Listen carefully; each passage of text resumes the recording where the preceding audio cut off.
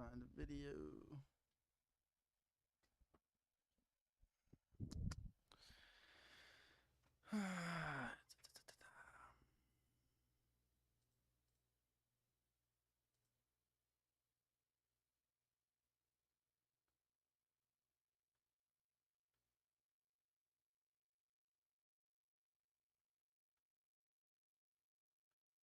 Dude, where's the one Nikki D sent me?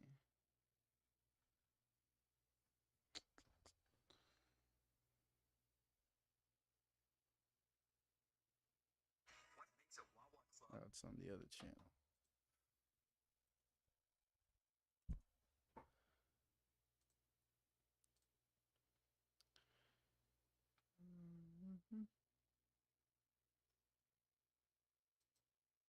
Sneeko is a really good example of, like, I can tell you probably most of your thoughts, most of your thinking, and most of the mistakes you're about to make, and you're going to make them, like, I can tell you're going to make them just because I was very similar to him. Even in an older age, I was similar to him. But I know that, like, he's probably not in the state of mind to listen to anything that I have to say. He probably views me as either a sellout or just old and out of touch.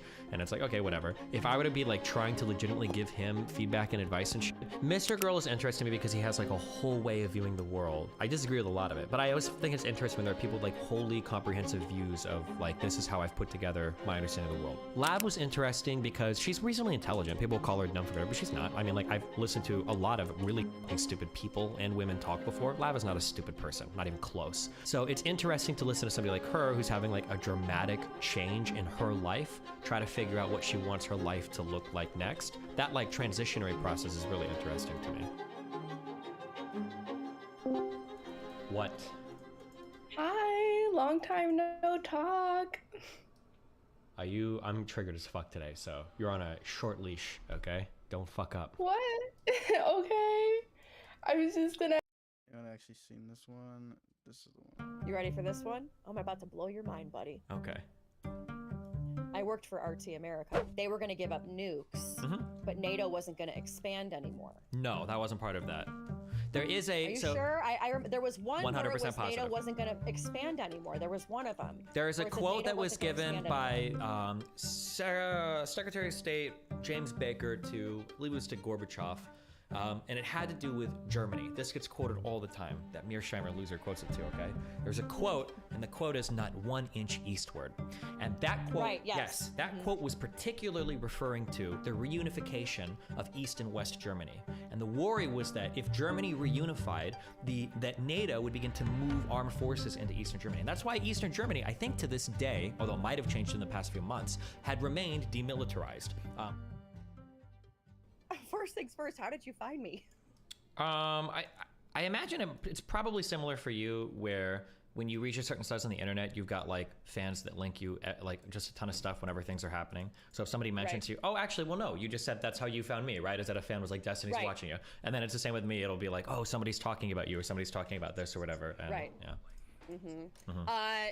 So I've actually been doing a lot of research because just kind of being in the TV world, I kind of would try to watch as much streamers as I could. I would watch you, I'd watch Dave Pacman. I watch everybody, hence, like, the fair and balanced thing. But I would watch from you to Ben Shapiro to Dave Pacman to H3H3 with Hassan Piker and Ethan Klein.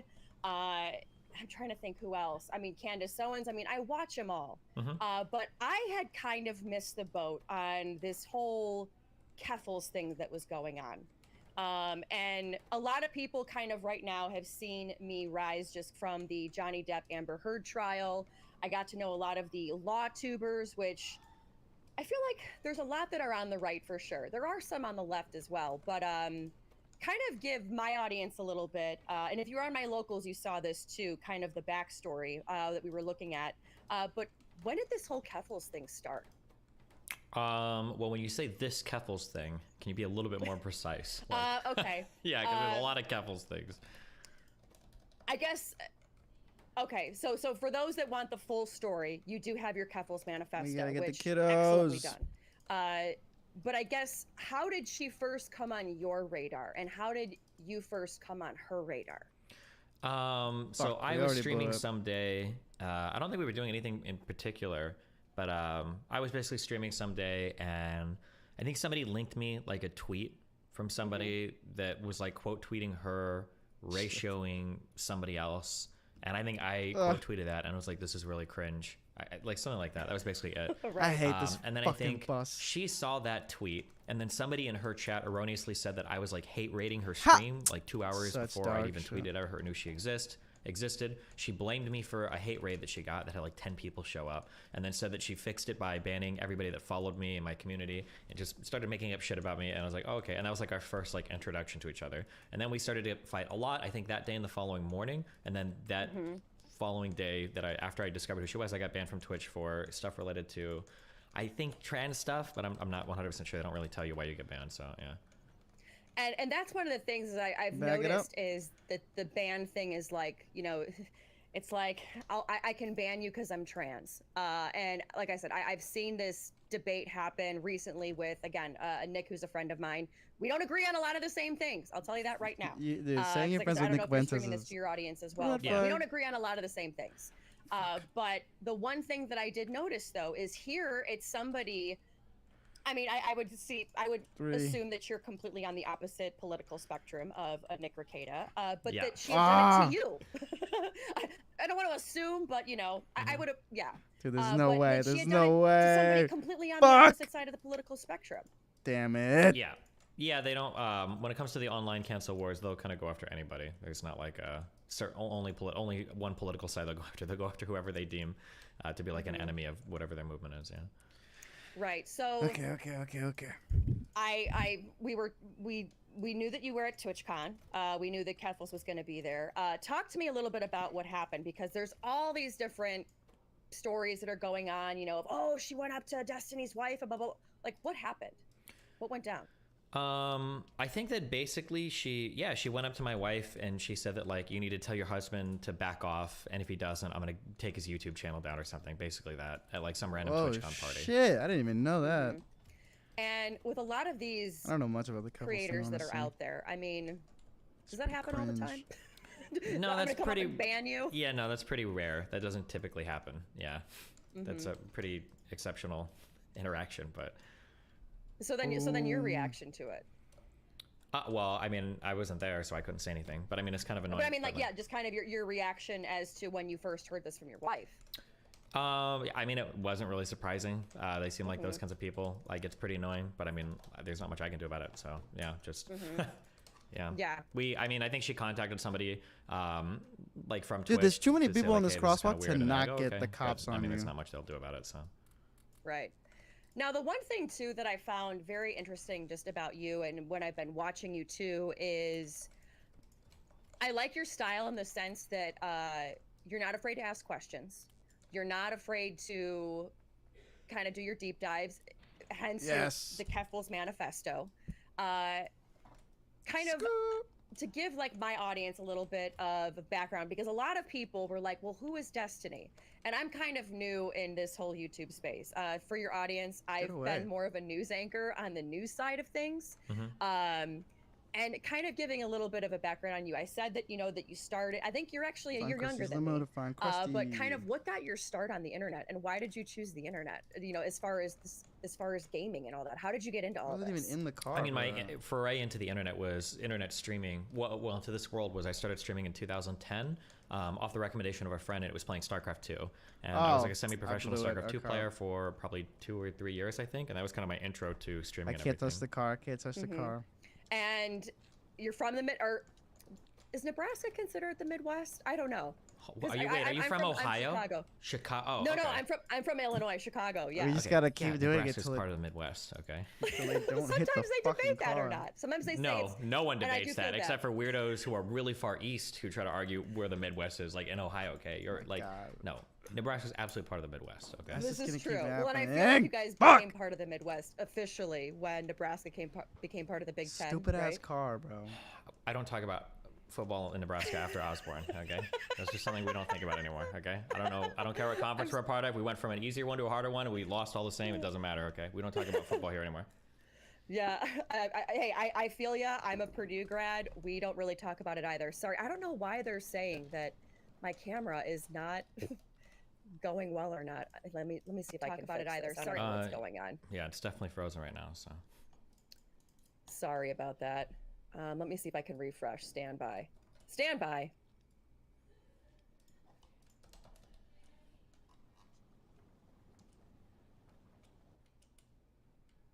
Hey, is that any better? Yeah, it looks a lot better. Good job. Okay, all right. Maybe just had a refresh. Okay, there we go. Okay, so I don't know how much you want to get into. Like I said, I'm just thankful that you just, I emailed you and I was like, hey, you sniped my stream. Do you want to talk? And you were like, sure, why not? Which I will say, I think it's great because, again, I'm just a small creator. I'm kind of like a nobody in this space right now. I mean, 25K, I don't think is anything to write home about in, your neck of the woods. But I think that there's a lot of things we probably agree on, maybe some things we disagree on. But as far as Keffals, I'm going to come right out of the park and say it. Again, watching your manifesto, I kind of saw a lot of your ideas on what you were targeted for, what she went against you for. I have to beat him? One of the things that right out of the gate that I agreed with, and again, right off the bat, I am not against trans people. I am not transphobic, which clearly you're not either, but you get labeled that, obviously, from the specific person. But I have, in my time as a news anchor, I've covered a lot of stories where it was a late night hookup, particularly down in El Paso, Texas. Oh my God, what the fuck? He's taking shortcuts? It was a transgender woman hooking up with maybe like a guy in the army base or something, because there's a big army post there. Did not disclose genitalia. And there were a couple cases where they were murdered. I believe that it should be disclosed. And that was one of the things that I think you had said, correct? Dude. A little bit more complicated. I think that you should always disclose genitals to a partner. So if you're a post-op trans person, I think it gets a little bit more complicated. Why in am terms I of not... like what is your like obligation for disclosing things? fuck? Because you get into weird things for like, well, how much of your past should you disclose? Right. There's like a whole can of worms. So some people would say like, well, if I was going to sleep with somebody and my partner used to be a woman and now they're a man, or they used to be a man and another woman, I would want to know that. Otherwise, I consider it rape.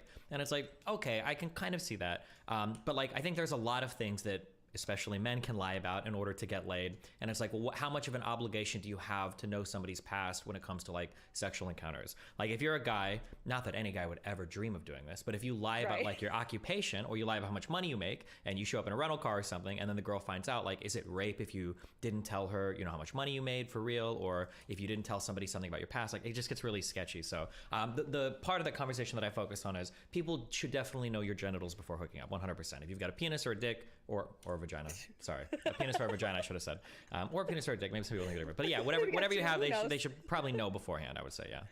Yeah, and that's one of the things as well that I agreed with, because I mean, let's face it, one of the things that people can actually be sued for is if you have a sexually transmitted disease, you don't disclose it, and that person ends up with that sexually transmitted disease. I mean, we see it in law. This is such dog shit, because I can't use the car destroy thing. So that was kind of one of the things that I agreed with you on. For the first part of this mission, Here's where I think this is probably where we might start to disagree a little bit. Yeah, sure. Dude, is the state so farther than me. of maybe the economy, the how we feel about Democrats, Republicans. If someone were to ask you, and do you like being called Destiny, or do you like being called There's Steve? no way I'm What gonna do win you- right now. Absolutely. Okay, all right. Okay, yeah. Because it's like you never fucking know, and way I don't I want win now. to disrespect her. Wait, is your name actually Farron? Farron? Yeah, my first name is Farron. Yeah. Okay, cute. Gotcha. Farron And Balance. then Okay, yeah. and I know a lot of people think I'm on the right because of the Fair and Balanced from Fox News. Folks, I assure you, there are times where I think it's a brain rot channel, along with CNN sometimes as well. But that's just coming from a media insider standpoint. Gotcha. But if somebody were to ask you though, okay, what do you consider yourself as? Where do you lie on the political spectrum? What would probably be your go-to answer? It's so trash that it touches the car. Man, bro. at this just didn't point, touch because the of how fucking car. kind of strange politics are, the left-right paradigm doesn't work very well to describe a lot of thought. But I would probably say in most conversations I'm probably like pretty far left, like maybe progressive. It just depends on what community I'm in when I get asked that question. Like if I'm at a college campus with a bunch of young kids, I'd probably say I'm like a center left, like Biden liberal. But if I'm talking like social issues with conservatives, I'd probably say like I'm a very far left progressive person. But it's totally going to depend on the environment and what's being talked about, you know. Yeah. Yeah, and it's interesting because you growing up in the Midwest, Nebraska is kind of well known as a red state in many ways. And did I not did start that the influence? race? Did you grow up? I mean, if you look at your fucking Wikipedia kidding page, me? for example, and it says that you grew up and you were very libertarian, but you know, was it that how much of your upbringing had an influence on your politics, would you say? I mean, it's like an impossible question. How much of an upbringing influenced you? Like, obviously, probably completely influenced. It was hard to tell where. Right. Like when I grew up, I didn't grow up actually libertarian. I grew up very conservative, very Republican, very neocon. Like I read Michael Savage's books. I listened to Rush Limbaugh, Glenn Beck, Billy Cunningham, all these guys on the radio. Yeah, this was the media that I was inundated in. And I was like I remember writing an article for my high school paper about like why we should invade Iraq and like defending like George Bush and everything. I was very, very, very big like neocon growing up. And then in my high school or late high school, early college years, I kind of trended towards like libertarian, probably because I listened to a lot of Glenn Beck and there was that whole Tea Party movement. I kind of followed them a little bit. And then as I got into streaming, my politics have shifted gradually left and left more as time has gone on. And you know, it's so interesting. And I wanted you to say this for your audience, just because my trajectory is very much the same. Grew up in the second most red county outside of Orange County, DuPage County, right outside of Chicago. Grew up a Rush baby. Everything. I mean, even when I was little, it was bro. Yeah, like USA when we were going against, Iraq and Afghanistan. For the troops, all of that stuff. I mean, I'm still for the troops, but never knew what the word neocon was. Never knew what the military-industrial complex and all that kind of those terms were. Yes. And then went to college, Purdue, still very conservative. I went to Catholic school my whole life too, so everything was, super conservative. And then as I started moving around and working in different cities across the country, my eyes were opened a whole lot more. And again, I wasn't on the internet streaming thing, so our stories are a little bit different, and I'm going to be interested to find out how was it with streaming. But for me, it was moving around the country and seeing that whole idea of, pull yourself up by your bootstraps and you can do it. And it's like, well, some people don't even have boots or straps. So it was kind of seeing a lot of that. I agree 1,000,000%. The thing for me was becoming, it was funny because even in my really shitty, poor working days before getting to streaming, I was very, very, very conservative. And then as soon as I got to be very wealthy, I started to realize how bullshit the world was compared to when I'm rich. It's very easy to make a lot of these fundamental problems go away. And then when you're poor, a flat tire destroys you for 2 or 3 months. It's the worst thing in the world. As I gradually became more and more wealthy, I was like, damn. I have a son who's 11 years old, and it's I want him to go to the best school. I'm just going to buy a house in the best school district. And it's my son has that opportunity for what reason? He didn't earn it. He doesn't do anything special. No offense, he's 11 years old. He hasn't earned to go to the best school in the best schools in the state. It's just because he's got a wealthy father. And then I see over the coronavirus lockdown and stuff, you've got some people where they have to park Wi-Fi vans outside their house just for them to have internet. Meanwhile, my son goes to a public school where they're all assigned iPads that they can take home in 3rd grade. And I'm like, Jesus. The discrepancies really suck. It's really annoying. And then I see stuff like that. And especially it's one thing to have the view of yourself and I want the best for me and I want, my own best world and blah, blah, blah. That's one thing. But I think it's another thing to look at it through the lens of being a parent where I'm thinking man, it feels really good that I can basically give my son whatever he wants or needs in terms of finances or where he needs to go to school or whatever that, opportunities. What if I was a really poor working parent and I saw that my child was struggling and there was really nothing I could do for him? That would be the worst feeling in the world. Yeah. So I think having a son definitely changed some of the ways that I viewed some of the imbalances in the world where it's sure, if things are unfair for me, that's whatever. But if things are unfair for somebody's kid and they don't have much of the ability to wiggle or change anything, oh my God, it super sucks. And that, I will tell you, is the biggest thing that I saw when I was moving around the country and I was seeing it, particularly in South Bend, Indiana. home of Mayor Pete, covered So him a lot, fucking and El Paso, annoying. Texas, where I covered Beto O'Rourke a lot.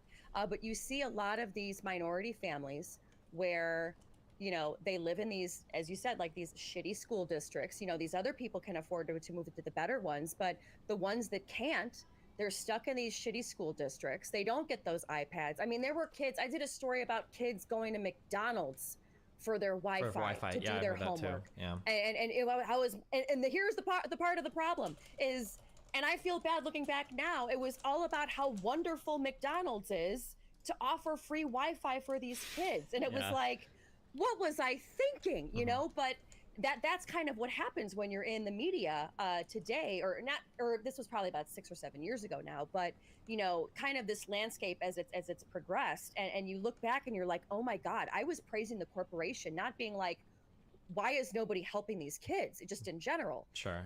But a lot of it too, though, was journalism. You don't make a lot of money. So our paths again are very different. Where I started making. I mean, I grew up in a very comfortable home. You know, went to some of the best schools. You know, thank God for my parents. And the whole thing that was ingrained. You know, we worked hard. We worked hard. Well, I was busting my ass, making $26,000 a year with a college degree, and I started to realize what it's like to be fucking poor. Yeah. And what happens there. So I just find like the kind of the opposites, you know, happening. But like the one thing that I will say that I think is very interesting is I don't know if you're very familiar, or I'm sure you're obviously familiar with Jimmy Dore, but how much you agree or disagree with him on. But that was kind of one of the first people that I started watching that was, quote, very far left progressive, where I was like, huh, he's bitching about a lot of the same things that my parents are bitching about, who are very conservative. And it was like, wait, he's also bitching about AOC and a lot of the squad and what they're not doing and what they should be doing.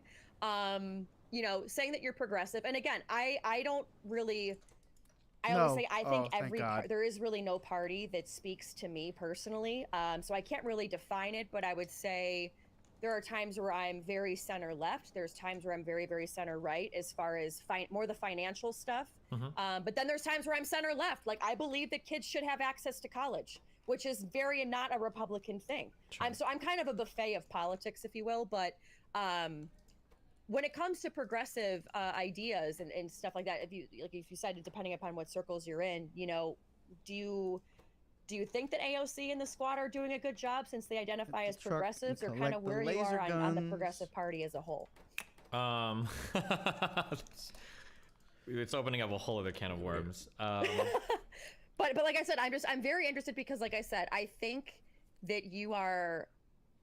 What I like about you is you're extremely logical. Yeah, I try to be. So my issue.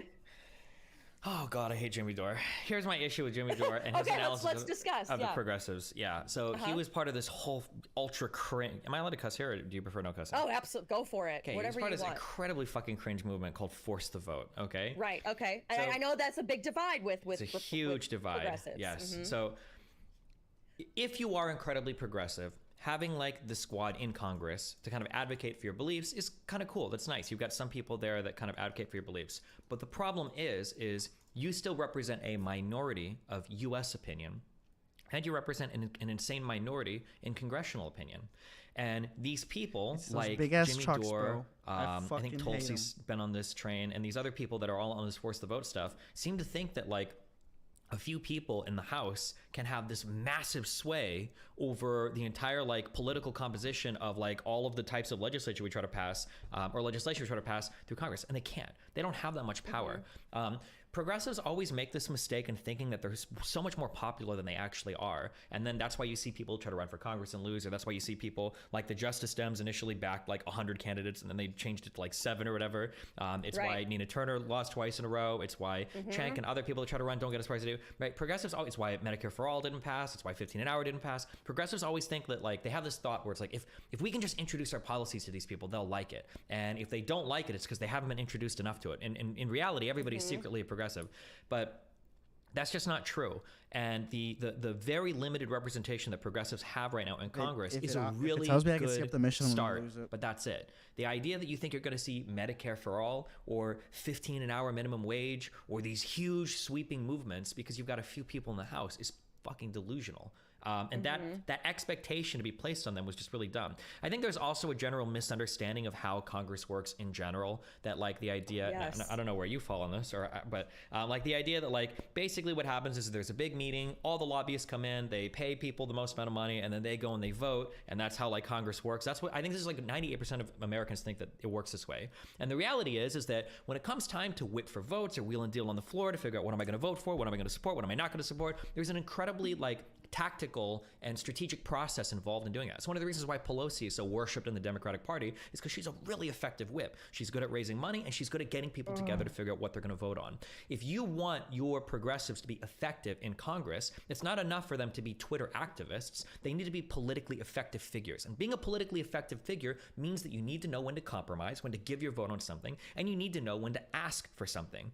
And AOC, I'm shocked to say this, I originally did not like AOC because she was way too radical for me. She's actually done a really good job at moderating some of her positions and more effectively dealing with other members of Congress, up to and including Nancy Pelosi. You saw their relationship got repaired a lot. And I think that's really good for AOC in her political career. And it's really good for progressives in general because like, okay, cool. She's further embedding herself in kind of like this congressional machine. She'll be able to make these asks. She'll be able to do the wheeling and dealing. And hopefully in the future when like big legislation comes up, you've got people who are progressive, who are more effective in Congress that can kind of advocate in their corner for the types of stuff that they want passed. Sorry, it's a whole thing. Yeah, okay. No, and people are loving the discussion, and I think this is one of those discussions that need to be had because there is part of me like where I agree here where, you know, from Derna, like upstarts cannot kick out the establishment politicians if everyone gives them their votes all the time. So it's one of those things where I totally understand it. And I'm in Chicago right now, but I was living in DC, came back for a little bit, moving back to DC. I've seen how the sausage is made. And one of the things that I find so interesting is this guy, Daniel McAdams, who was the chief of staff for Ron Paul from the beginning to the end. And he tells this story of where they went into the Armed Services Committee meeting. And you know, they come in and here Ron's got a stack of stuff that he wants to start talking about day one. And Daniel McAdams is there getting ready to take notes. And they sit down and they just start bullshitting. And Ron's like, okay, well, can we, you know, are we going to talk about this? And they're like, no, buddy, no, we're not here to do any of that stuff.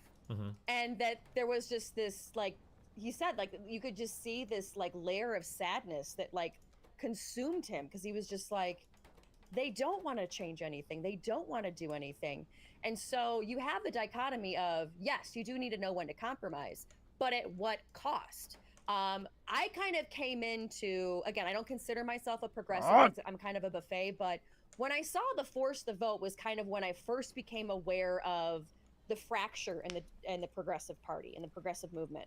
And I was like, you know, I do see both sides, but why not try for force the vote? Why not try that? Because here are these Democrats, they keep thinking, oh, you know what, we're going to be able to sway them. We'll throw money at them or we'll run against them. Why not do that? You know? Yeah, so the reason why not is because progressives have absolutely nowhere near as many people as they need to make a meaningful impact on legislation right now. And I think that the idea behind force the vote was incredibly vitriolic. I think the idea was literally like, I thought Jimmy Dore was literally saying at one point, we know we're not going to pass anything, but we want to get these fuckers on record for who's going to support Medicare for all or not. We want to see who's actually going to be, and it's like, why would you do that? You're giving them less room to negotiate in future elections, right? Maybe somebody's genuinely undecided on Medicare for all, and in a future election, they could go one way or another, but now you've forced their hand and you've locked them into a position that might be politically detrimental to them and the party in the future. And two, why would you try to preemptively force a vote on legislation that you know is not going to pass and expect that wouldn't impact its ability to pass in the future? Let's say that you do a force the vote right now, and let's say Medicare for all gets shot down 98% in the House. What do you think that's going to look like 4 years from now when maybe you've got an even more blue House, potentially, and now you want to bring that legislation up again, and people are looking back at you, and you're like, well, the last time you tried to do it, you guys got shot down 10-1. Why the fuck would we even waste time on the floor listening to this legislation, right? And you've hampered the ability of AOC and other very blue Dems getting on any type of committees and being being able to work with other politicians, because now every other congressman is looking at them being like, I'm not going to work with you. You're going to fucking backstab me. Like, I'm not going to be working with somebody in Congress that's going to put me on a fucking list because I'm not going to vote for legislation that has absolutely no chance in hell of passing and is only going to hurt me in a more vulnerable district, right? That's another thing that people don't consider too. And I love the Justice Dems to death. I respect what they do. But you motherfuckers are in plus 40 blue D districts, okay? There's nothing brave about AOC coming out and supporting Medicare for all. There's a lot more bravery involved in people in these very at-risk, these very vulnerable states, whether trying to force them to take hard positions on very challenging legislation that is incredibly divisive is the most politically self-destructive and detrimental thing I could possibly think of doing for the party. So that I didn't like force the vote felt What am I to supposed me. to do? Sorry, I'm being really mean. I'm not trying to be mean. Force the vote felt to me like I love the discussion. It was just like a very childlike understanding of like how Congress works, and it's like, well, wait, maybe we can just get them on record as voting or not voting. It's like, damn, there's like 4 huge negative things that can come out of this: hurting a politician's ability to do future elections, hurting the Justice Dems associations with people inside Congress, hurting the ability to pass Medicare for all in the future because you already have a negative vote, and then potentially. Like forcing divides in the party that don't even need to be there, right? There's at least like 4, and you can probably name more. There's 4 huge like negative outcomes to this, and there's not a single positive. Like, what's the positive? You already admitted that it's never passing, right? Like, what's the positive? They were saying, well, maybe we can primary some of these. You can't primary anybody out, okay? There's a reason why the Justice Dems support 10% of the people they used to. It's because they know that the progressive agenda is nowhere near as popular as it used to be. It's why they lose in every purple district. It's why people have talked about primarying Manchin with a progressive candidate, and they lose 50-1. It's why, you just don't have the power for it. Win elections. And nobody wants to hear this, but if you want to increase your particular representation in the government, go win elections. It's one of the big problems I have with the Libertarian Party. If you guys want more representation, stop obsessing over the presidency every 4 years and try to win local elections, and then try to win like even your federal elections. There's more than just passing one huge bill or just having like federal legislators. Okay, sorry. I was gonna say I could not have said it better myself, because I think that is one of the things that you truly do see in very small local elections, that is the biggest place where you're going to see the biggest amount of change. For example, with all of the COVID stuff that was going on, right? A lot of people were saying, we need to, vote for this congressman and vote for that congressman. It's like, well, it comes down to your city leaders, though, whether they're going to keep like a mask mandate in place or not. I mean, that's where you're going to see the biggest amount of change. So I totally agree with you on that 100%. But then it does come, though, that age-old question of, nobody likes the establishment. And this is where I love say, the establishment. That's the one thing that I am a huge establishment shill. I'll fight with you all day over it too. Unironically, I'm not joking. Oh my God! Well, I am let's go, Destiny. massive supporter of so earlier when I said it was kind of confusing talking about left and right, I think what politics has really become today is populist versus anti-populist, or more specifically, anti-establishment versus establishment type. And I think that's where your big divides in politics are. So like Trump and Bernie Sanders, people are like, 100%, yes. Yeah, why do Trump and Bernie Sanders fans seem to have like overlap, at least in the online world? Well, it's because they're both populist. They're both anti-establishment. This is why the far left and the far right kind of get along in some ways. And even parts of the center left and center right do, yeah. But I think that's like the big dividing line in U.S. politics, and even like in international politics today. It's kind of this establishment, anti-establishment narrative, yeah.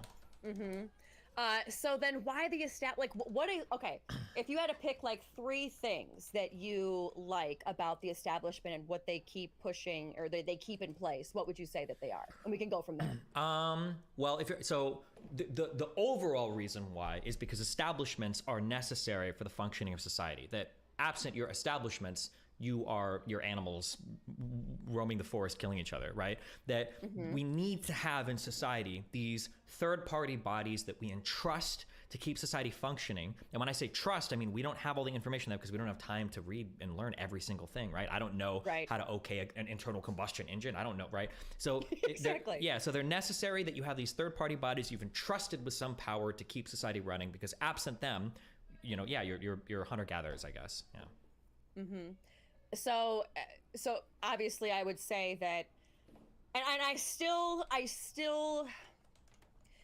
debate this even in my own head about the FBI, because there are times where I think the FBI is awesome, and then there's times where I think the FBI is compromised. You obviously being more of pro-establishment Where would is be he? pro-FBI. I'm assuming if we're going to talk about like Yeah, of course, pro law enforcement in general, the establishments of them. Yeah. Now that doesn't mean they don't ever make mistakes. And it doesn't mean Right. that they're beyond reproach or criticism. Of course, they can be criticized. Yeah, but Okay, so then if we're pro-establishment, because I will say I am pro. Let's have a police department. Which just is the curious, one real thing quick. You said you were a reporter before. Are you a Little lawyer Bex. or do you do I reporting? am not a lawyer. No, Okay, I gotcha, just have a gotcha. lot of friends that are and a lot of family that are. And let me tell it's you, this Okay, guy. cool.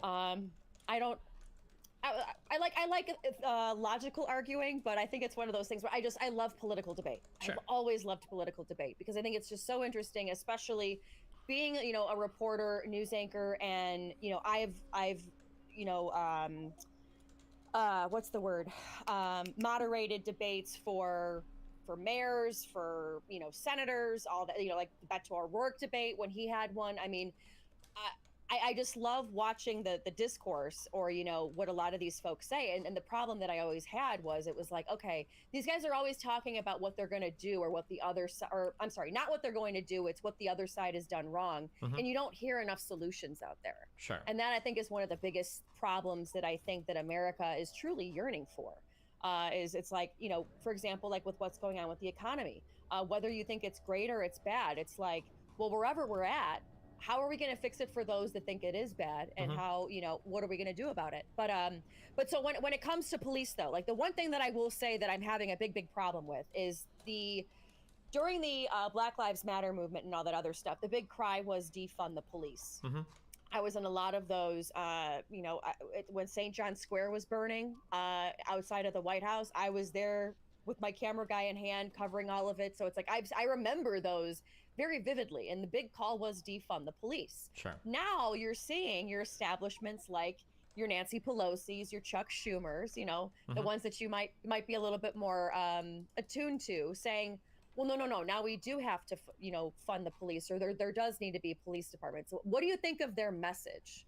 The defund police thing was just driven by so much stupidity and nonsense. And I think people realized that congressmen started to complain about it during the presidential election, that a lot of people were losing races over like a lot of the dumb rhetoric over defund the police. I was always opposed to defund the police. I thought it was always stupid. Yeah, I don't know what else to say about it. It's just it's just on its face. It's just dumb. Yeah, it's just stupid. No, yeah.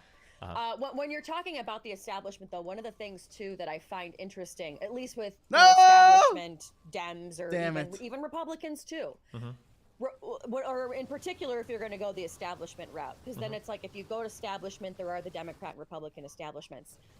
The Republican establishment has seemed to really jump on this whole critical race theory, teaching, gender to your kids. And they're going, because around elections, they got to find something to get you out to the polls, right?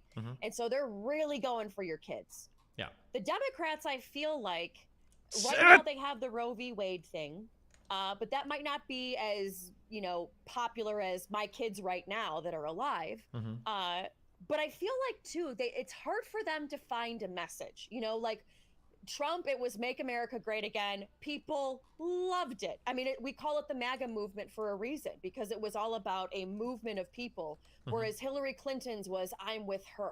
Sure. I feel like the Democrats are really shitty when it comes to their messaging. So bad. What say you? Truly. I mean, messaging is a problem, but I think politicians are having like a legitimately difficult time figuring out like where the American public is on a lot of things. I mean, I would actually argue depends on my shitty on messaging. I guess like Republicans are good at messaging, but I really don't feel like they stand for anything right now. Like when I think of hell like, no. yeah, No. like they have like what is the Republican economic plan right now? I have no fucking idea. Because Exactly. all I hear They them don't talk have a about. solution. Yeah, like I feel like if I'm trying to figure out like what is Ted Cruz going to be talking about today? I feel like I need to open up like the Libs of TikTok Twitter account. Like that's how stupid I feel like a lot of the Republican rhetoric has gotten. Or maybe see what Trump has tweeted today for like marching orders. Democrats are Fucking face have me the always wrong sucked at way, of messaging. course. I don't know why. Yeah, I don't know. And is it that they're trying to appeal to so many people, whereas like Republicans have like the Roger Ailes mindset of like, I don't need to appeal to everybody. I'm just going to appeal to this specific group of people. You know what I mean? Yeah, I don't know. I'd have to think about it. I guess it's a lot harder when you talk about like even what I said earlier. It's really hard to give a good defense of why like establishments are important. Or it's not hard, but it's like it's a conversation that you have to have. Whereas like on the Republican side, it's basically just like Trump is my emperor and I'm going to do literally whatever the fuck he says and I'll walk off the edge of the earth for him if he commands me so. Unironically, that's where a lot of the Republican Party is right now. And that's a super easy and cool message to get behind. I'm Dude, saying what it is derisively, happening? but like Why the I've got this fuck? brave, strong leader. He shits on all the Democrats. He makes me laugh. He's a cool dude. He does this. Like it's really easy to get behind a person rather than like a kind of complicated, detached set of like, well, establishments are important because for a well-functioning society, I'm cheating. Like I it don't just care. feels like lame to even go down that road. But I will give you this though. There was one message that they did get behind in 2020 that I will say it was the one message that worked, and I feel like they still kind of try to do it. And it was no matter what, we're anti-Trump. You know, Sure. so I they guess in a used way- the Trump message too. Yeah, in a way that they kind of played the Republicans' card against it because really all the Republicans had, because Trump had no policies for whatever Republicans want to say. He really didn't. He didn't do anything legislatively. He really didn't have any policies. His opinions on things would change constantly. But like, but he was a cool guy to get behind. But then that made it really easy for the Democrats to be like, okay, well, if their whole political message is basically we're going to do whatever Trump says, our whole political message is we're going to, fuck Trump. We oppose everything he says. And I was like, okay, well, I guess. And then that's basically the message played on both sides. It was really funny because one of the reasons for election fraud that a lot of like the Republicans bring up is that like there's no way that Biden could get that many people out to the polls. There's no way. And they're half correct. There is no way that Biden could get that many people out to the polls. You are absolutely right. People didn't go out to the polls for Biden though. They went out to the polls to vote against Trump. And Trump absolutely can drive that many people to the polls on both sides. So yeah. Yeah, and that was the one thing where I think it's hard to tell my Republican friends this because, again, like I said, I think both sides do stupid things all the time. I mean, and we're not going to like everything that they do. Again, like I say, I'm a buffet. But the one thing that I tell my Republican friends is I'm like, you have to remember something, okay? He lost the election. He was bitter. He told people that the race was going to be rigged in Georgia. So don't even bother to go out in Georgia. When the races actually, at the time for Senate, were neck and neck. And so people didn't go. And it's like, do you guys realize, like, what? You listened? The ultimate irony of some of the Trump stuff of trying to rig the election in the future, not, I shouldn't say rig, that's a really harsh word, but in trying to say the election was like going to be rigged, was that in a way, it is possible that Trump lost the election himself. Like, I wonder, because some of these races were so tight, I wonder how many Republicans just didn't bother to do mail-in voting because they thought it was going to be rigged, and then they ended up missing the poll date. Like, were there enough Republicans in some states that if Trump wasn't constantly shitting on mail-in voting, that they would have mail-in voted, and maybe that would have been enough to swing a few states towards Trump? It's a thing to think about. Well, and that's the other thing too, is for example, like a lot of Republicans don't realize too, and the numbers are there. And I piss a lot of my Republican friends off too when I say this, but when they talk about voter ID and all that, the biggest voters that they hurt, it's not the illegals that vote, it's their own. It's the older senior citizens who have the expired driver's license and they can't go and get their driver's license renewed, and then they don't go and get their state ID instead. I mean, there's a lot of it's just so interesting because a lot of that voter ID stuff or the mail-in voting, I don't want to call it conspiracy, but the controversy of it hurt a lot of their own voters when they decided, I'm not going to do that, or if we do, voting with an ID, not realizing that it's going to be some of their own voters. It's not all blue voters. Yeah. But when we're talking about, like for example, Trump and Biden, let's just go there, right? One of the arguments that Republicans or Trump supporters do have, which I sometimes do agree with, especially when it comes to foreign policy, is we didn't have a lot of problems that we see now under Trump. In particular, a war that started over with Russia and Ukraine. You saw, little Rocket Man. He was a little bit more under control. Now he's firing off his little North Korean dicks into space, as I call, to show how powerful he is. What is your view on the Democrats right now with foreign policy? Because right now, I think they're kind of screwing the pooch on this one. I am actually shocked that Biden's foreign policy has been as unbelievably successful as it has been. I love Biden's Fuck! foreign policy. I love that. It wasn't enough. Wow. Hold on. I'm getting chills thinking about how. First of all, so the first thing. Can we agree though? Like, I think we do agree on a lot of stuff, but I feel like, yeah, like this is how debates should be. Sure. You know, not like, hey, because even I saw the Anna Kasparian debate with Fuck, fuck, PragerU, fuck, fuck, and I fuck. like both. I think she's very intelligent, but I was just like, Shouts out. that's Drop a not follow, bro, debate. if you're watching. You Be a had all homie. these Come on, clips it's of not him, that and big he a was deal. just supposed to answer It's a to it, and follow. I was kind of like, I don't think that was kosher, but I mean that's just me. But either way, I love this though. I do love this because I Sure. think it's what more people should do, and they should watch this everywhere and share it everywhere to show, you know, what discourse can look like in a friendly way, and we Gotcha. both can learn something, you know. Okay. But yeah, So for You're okay, like, so okay, bitch, keep going. a few things. Yeah, I'm sorry. Foreign policy is a big one for me. Number one, me too. This is Trump my bread and made butter, a lot so. of huge foreign policy blunders. Okay, that nobody seems to talk about. One, abandoning the Kurds in Syria was really shitty, in my opinion. Nobody talks about it. Nobody cares about it. That's one. Two, moving the Israeli embassy east from Tel Aviv to Jerusalem. I think like 2 countries in the world supported that. Unnecessarily aggressive. I don't think we needed to insert ourselves that much into the conflict between Israel and Palestine. Very unpopular move internationally. 2, 3, the revocation of that Iranian nuclear agreement that was keeping them off of pursuing nuclear arms that they are now getting ever closer to was abysmal. I don't know why he pulled us out of that agreement. I was so close. Absolutely horrible foreign policy idea. Number 4, the general undermining of our relationships around the world. You had Angela Merkel saying that, you know, Europe can't look to U.S. leadership anymore. All of the fights that we get into with every leader around the world, with Trump just can't stop running his mouth. Let's see, what else was there? Jesus. He technically, Trump is the one that committed us in the, I believe it was the Doha agreements, were the ones where he is the one that technically committed us to that Afghanistan pullout date that Biden followed through on. Right. The meetings, sending people from our State Department to have meetings with people like in North Korea without securing a single concession, where you've got even Pence, I think, talking shit behind Trump's back because North Korea is continuing all of their missile testing and continuing everything they were doing before, but somehow Trump is saying we've made successful heads in negotiating with them, which is unbelievable. Geez, yeah. I didn't think Trump's foreign policy was good at all, other than like, well, we didn't start any new wars, which I guess is true, but we didn't end any.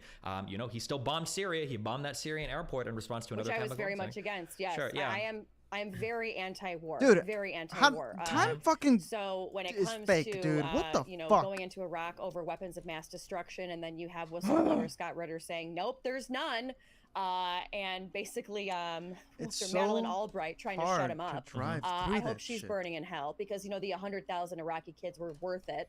When it comes to now, the one thing I will say is I did agree with him on the pullout of Afghanistan because I think that was a forever war. And people were making money off of it. And, you know, for example, it was those neocons. That's why when you first said neocon, there are some people that don't like that word. They're Sure. like, no, that's not what they are. No, that's what they are. They make a lot of money off of war. You know, Dick Cheney retired from Halliburton with $26 million and then went on to go be the vice president. Okay, like he was Sure. making money, you know. Sure. Although it seems like a lot of people that say that, like, I don't want forever wars, and I'm glad that Trump made these deals, got really mad when Biden actually pulled us out of Afghanistan. I was not. I was that's not. good. That's good. I was not. But the problem was, though, is that I feel like we were hoodwinked. And it's so interesting because I was very much against. I was like, good, finally we are out of Afghanistan. Oh my god. And I keep saying, like, no matter when we Fuck pulled out of me, dude. Afghanistan, we have screwed that country up so much. No matter when we pulled out, it was going to be a vacuum. The Taliban were going to go in. However, it's tough with the Taliban. You know, I talked to they call it the director of communications of the Taliban, spoke and did an interview with him and asked him specifically about women staying and being able to go to college and being able to go to school. And he talked to me till he was blue in the face saying, yep, they're going to keep going to school. We're not going to do anything. Sure as shit, Stephen, a week later, they're not going to school anymore. Yeah, of course. So it's like, you know, how do you know, you don't want to negotiate with terrorists, but how are you going to negotiate with terrorists? You know, and we're holding that, was it $9 billion that we have? It is between a rock Rage. and a hard place. I Do just you give feel it back? Because the fucking country, angry. I mean, you have Afghanistan families that are literally selling their children so that they can, relieve their debts. But then you also had it where we were U.S. soldiers over there. We had U.S. soldiers over there that were working with the Afghan army, where they were raping little boys, and we really didn't do anything. Yeah, I mean, So it's tough, but like you have to make a call in terms of like what kind of foreign policy you're gonna have. And unfortunately, it's probably not our job, at least unilaterally, to go in and dictate like styles of government. If we think they're human rights 100%. abuses, then we kind of have to follow through with, the UN, like, file things for that, see if there are human abuses or human rights abuses there, and then do sanctions, tariffs, and if necessary, some sort of like combined military intervention. But the US probably shouldn't be going at it alone for these types of issues. Yeah. And with Afghanistan, they didn't. We had the UK, we had Australia, we had the Dutch, we had France. I mean, we had a lot of countries that were there with us that were all making bank too. But yeah, so I was very much for the pullout of Afghanistan, which I know is a very unpopular opinion. But as far as now, like, what's kind of happening with like the war in Ukraine and stuff like that. Another situation that Biden has handled flawlessly. We can talk about that as much as you want too. Oh, okay. You first. Just first. The United States aggressively and preemptively leaking No! intel across the world, letting everybody know that Russia was planning on invading, I think bolstered a lot of confidence in the Five Eyes, the NATO, the U.S. security apparatus. It showed that we had a really good handle of understanding on the ground the situation, what was going on. We made all of those predictions incredibly transparently, incredibly clearly, incredibly in the open. The intro to the war was really good. I think that Biden setting a hard line, saying that we're going to support the fuck out of Ukraine, but we're not putting U.S. troops on the ground, we're not flying, we're not doing no-fly zones, we're not doing anything that could provoke or instigate like an actual armed conflict where U.S. soldiers are crossing swords with Russian soldiers. I thought that was really good. Biden's ability, I don't even know how he does this, because at this point, I kind of buy into he's probably a little bit senile, maybe, but like that guy's ability to get all of these different countries that were part of the NATO apparatus together to start negotiating on things that historically they were really uncomfortable, whether it's France being NATO skeptic, whether it's Germany being skeptic of like supporting Eastern countries, things like all of these things came together, and we have this huge apparatus that is now supporting Ukraine in a way that's hopefully avoiding direct U.S. involvement in the scenario, and Ukraine is actually managing to win that conflict. How am I supposed to do it? How the fuck am I supposed to do it? I'm curious if you want to offer something. I don't know if there's a single thing that Biden or the United States could have done better in terms of handling that conflict and the trajectory from start to finish, or to soon to be finished. Well, not soon, but the start to where we're at now for that entire conflict. So when you say, is there something that Biden could have done better or handled it better? I have a lot. Go for it. But mine does not talk about right now. Mine actually goes back to when he was vice president. Okay. Are you familiar with the Maidan coup in 2014? Like the Euromaidan? Mm-hmm. Yes. In Ukraine? Yeah. One of the biggest problems that I have as far as being very anti-war is since 1960, the United States has either funded, backed, kind of circumvented, been involved in more than 62 coups around the world in overthrowing governments that have people that we don't like. And many times the people like them, it's just that we don't. And many times they see, the United States sees something that they have, and it's like, well, we kind of want that. And we don't really like Nicolas Maduro, so let's kind of throw him out and bring in Juan Guaido. And the people are like, wait, hang on a second, when you're talking just Venezuela. When it comes to Ukraine, that was under Trump, by the way, just as a heads up. Which I was very much against. Yep. I think Trump did not like that. He brought Guaido to the and I wanted to puke. Yeah. Mm-hmm. And then I think we were also trying to ship medical supplies and food over to him as well in Venezuela. But yeah, go ahead. Right. Which we made that whole debacle even worse. So again, like I hate them all. Okay. But when it comes to Ukraine, first things first, NATO, obviously we know the original design and the intent of NATO was to keep the Soviet Union at bay after World War II. It was signed into NATO that they were never going to expand outside of the 7 countries that started in NATO. And NATO has added a country. Russia would say NATO has broken its promise more than 14 different times. So you have that, first of all. You have then the Warsaw Pact that happened, which obviously kind of didn't matter anymore. But you have the United States literally giving all of its money to NATO. Or I'm sorry, I don't mean that. Scratch that.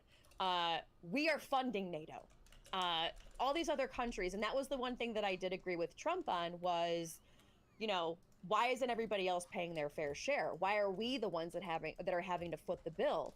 Obviously, I think it's the military-industrial complex. The United States loves a good war, and we make a lot of money from it. And I think Trump was the first one to bring that into question. But then you have Ukraine. I don't know. I'm supposed to After go. the fall of the Soviet Union in 1991. No! You can go back and talk about all of the boundaries that were made, and it was all because of, fucking God! or I can't remember what the guy's name Right is. there. Yes, thank you. I was going to say Khrushchev. And you can go back into all of that. It's like, okay, let's go beyond that. But that part of Ukraine is very, starting with the cops national, or Russian nationals, or native Russians, Russian speaking. So you were always going to kind of have that internal civil war going on, just in general. And I think with the United States going in there in the early 2010s and finagling it, and again Biden being involved in being the point person on Ukraine, and then having his son be involved with Burisma, one, I don't think was a good look. Two, when you have guys like John McCain, closet neocon, Lindsey Graham, closet neocon, Chuck Schumer, even Nancy Pelosi going over to Ukraine and handing out cookies to all of the soldiers that are, literally burning down government buildings, kind of a full-blown insurrection. And we are the ones seen as supplying it and funding it, I don't think is a good idea. I don't think we should have ever gotten involved. Now you have the Ukraine having to side, pick, do we want to side more with Russia or the West? The West being Europe and the United States. I think when you have the idea, okay, let's back up again. Putin had three things that he said he was adamant about. Okay. He said that he didn't want the United States supplying Ukraine with any military might. He wanted Ukraine to remain neutral, and he wanted Ukraine to never, ever, oh ever my God, be in bro. NATO. That was his red line, if you will. And I think when you have kind of what started a lot of this was Ukraine flirting with the idea of being part of NATO. Russia started its troop buildup, which I think was originally intended to show aggression, to say, hey, don't even think about doing this. And then, again, I am against the invasion of Ukraine. We are in 2022. What in the hell are we doing invading countries? Invading countries. However, I do understand where Putin, being the madman that people think he is, I have to do it this time. when you There's poke no way the I bear can't do it enough, this time. he's going to react. And I think that we just poked the bear one too many times with Zelensky. And especially him now doing the whole, I'm going to sign myself into NATO and we're going to apply. It's like, are you crazy? If you have a crazy, dictator, crazy person in Russia saying my one rule is not NATO, and you're up here like puffing your chest out at a whole 5-7, oh, look, we're going to join NATO. It's like, are you crazy? So that's kind of my whole deal, is I think that it starts back in 2014. We meddled in it. Putin didn't like it. You go back to 2009 with Hillary Clinton and the reset button. That was never reset. We all know that. We're not stupid.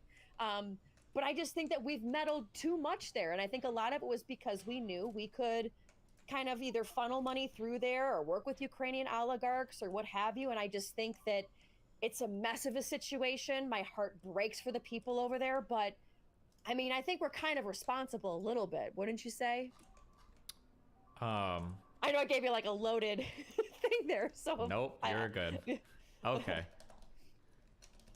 I'm going to start talking, and what I want you to do is every single time I say something you disagree with me, stop me, okay? Okay. Okay. So here's the first thing that I will say. I highly encourage anybody to do this. I think that there is a big difference between U.S. foreign policy from 1940 to 1991 versus 1991 to today. So I'm very hesitant to compare. When you talk about the U.S. supporting coups in the 60s, 70s, especially in places like South America, I agree that, and in Eurasia, I agree that there are criticisms to be levied at the United States. We're still going to go for it. However, it was a very, very, very different world. No, now we did. Now you can look at conflicts that we quote-unquote meddle in, but there's also meddling happen on the other side as well, right? 100%. Russia and Cuba is one of them. Yeah. Yes, absolutely. I can't do this the Soviet anymore. Union and Cuba. I fucking hate video games so much. If you look at like the civil war that happens in Afghanistan, people always point out like, oh, well, that, it's all bad because the U.S. moved in and they supported the Mujahideen and that's blah, blah, blah. Okay, well, the Soviet Union were supporting people on the other end that were losing power in that state as well. Like there were oftentimes there were two sides to all these conflicts. Not to say that the U.S. was right to meddle or that the Soviet Union was wrong or right to meddle. I'm just saying that all of these conflicts were incredibly complicated. Even the Vietnam. Right, and I guess my point too is just by saying that is the point is that we have that much power where we can do that. Absolutely. So that's but I just my point. I want to draw a difference between the 60s, 70s, 80s foreign policy around the world during the Cold War was very crazy. There's a lot of crazy shit going on. But I think that the United States foreign policy post 91 was markedly different. We were a lot more chilled out. That's why our supporting of Guaido was literally like bringing him to the United States and putting him in front of Trump during was it the State of the Union or was some speech? Yeah, State of the Union. Yeah, and it's like, okay, is that shitty? Sure. But in the 60s, it would have been like, we sent like 400 guerrilla fighters down there with our most trained like fucking CIA operator, right? It would have been way different if this was 1964 instead of 2018 or whatever, right? Zero fucks given. Yeah, it would have been way different. So, so I think that's a good point to look at the difference, okay? So the original intention of NATO was originally to stand in opposition to mounting pressure from the Soviet Union. I agree with that. And then the Soviet Union collapses in 90 and 91, and then the Warsaw Pact falls apart, and it's like, okay. And I do agree that to some extent, people were kind of looking at like, well, what is the purpose of NATO? And what's going to happen to Europe? And there are some foreign policy experts from the School of Realism, people like Mearsheimer, I think, are quoted a lot. Yes, Robert, Mearsheimer, yeah. Yeah. Total fucking idiot, by the way. Hate this guy. But anyway, so people like him are writing all these papers in the 90s, and they're saying, it's over. Europe is destroyed. You cannot have a unipolar world. It's all gonna. His latest lecture, though, sorry, that's where I'm going to stop you. Go ahead. His latest lecture in 2015 spoke about why Ukraine is the United States' problem, not Russia's problem. So I do agree. Some of his writings in the 90s, it was like, okay, you're kind of like going a little crazy here. Yeah, because everybody was basically saying that like without the Soviet Union and with just the United States, Europe is going to descend into chaos. It's going to be over. Everything is completely fine. And it did not happen. The next 30 years were the most peaceful years in all of Europe. No. And I think part of what we can contribute that to is having that little NATO button. It's like the blue check mark of Twitter for like foreign policy. When you're part of NATO, people don't fuck with you, because if you fuck with somebody in NATO, the United States is going to show up and destroy your world.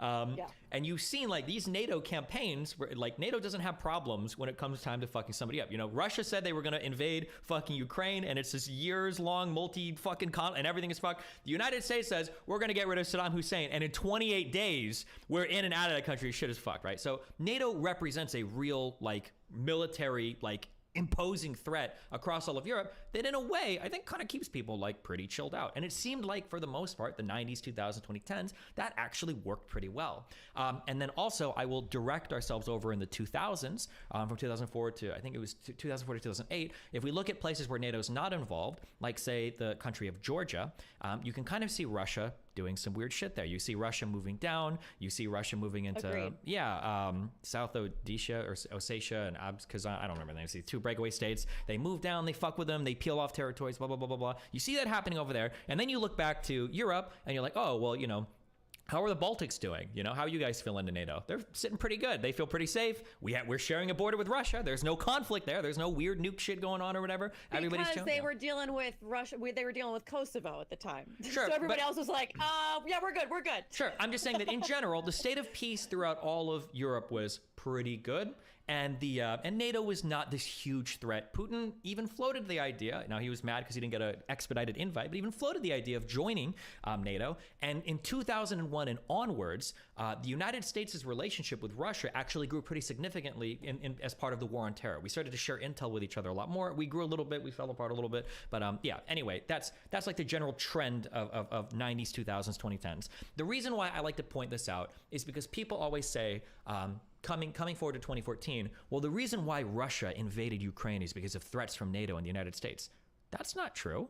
The whole Baltics share a border with Russia. They were part of NATO. There was no problem there. Turkey has nuclear weapons, okay? Pretty sure they can shoot at Moscow if they want with some of these, and there's no problems there. The issue. But Turkey has a very good relationship with Russia, though, as well as India. No.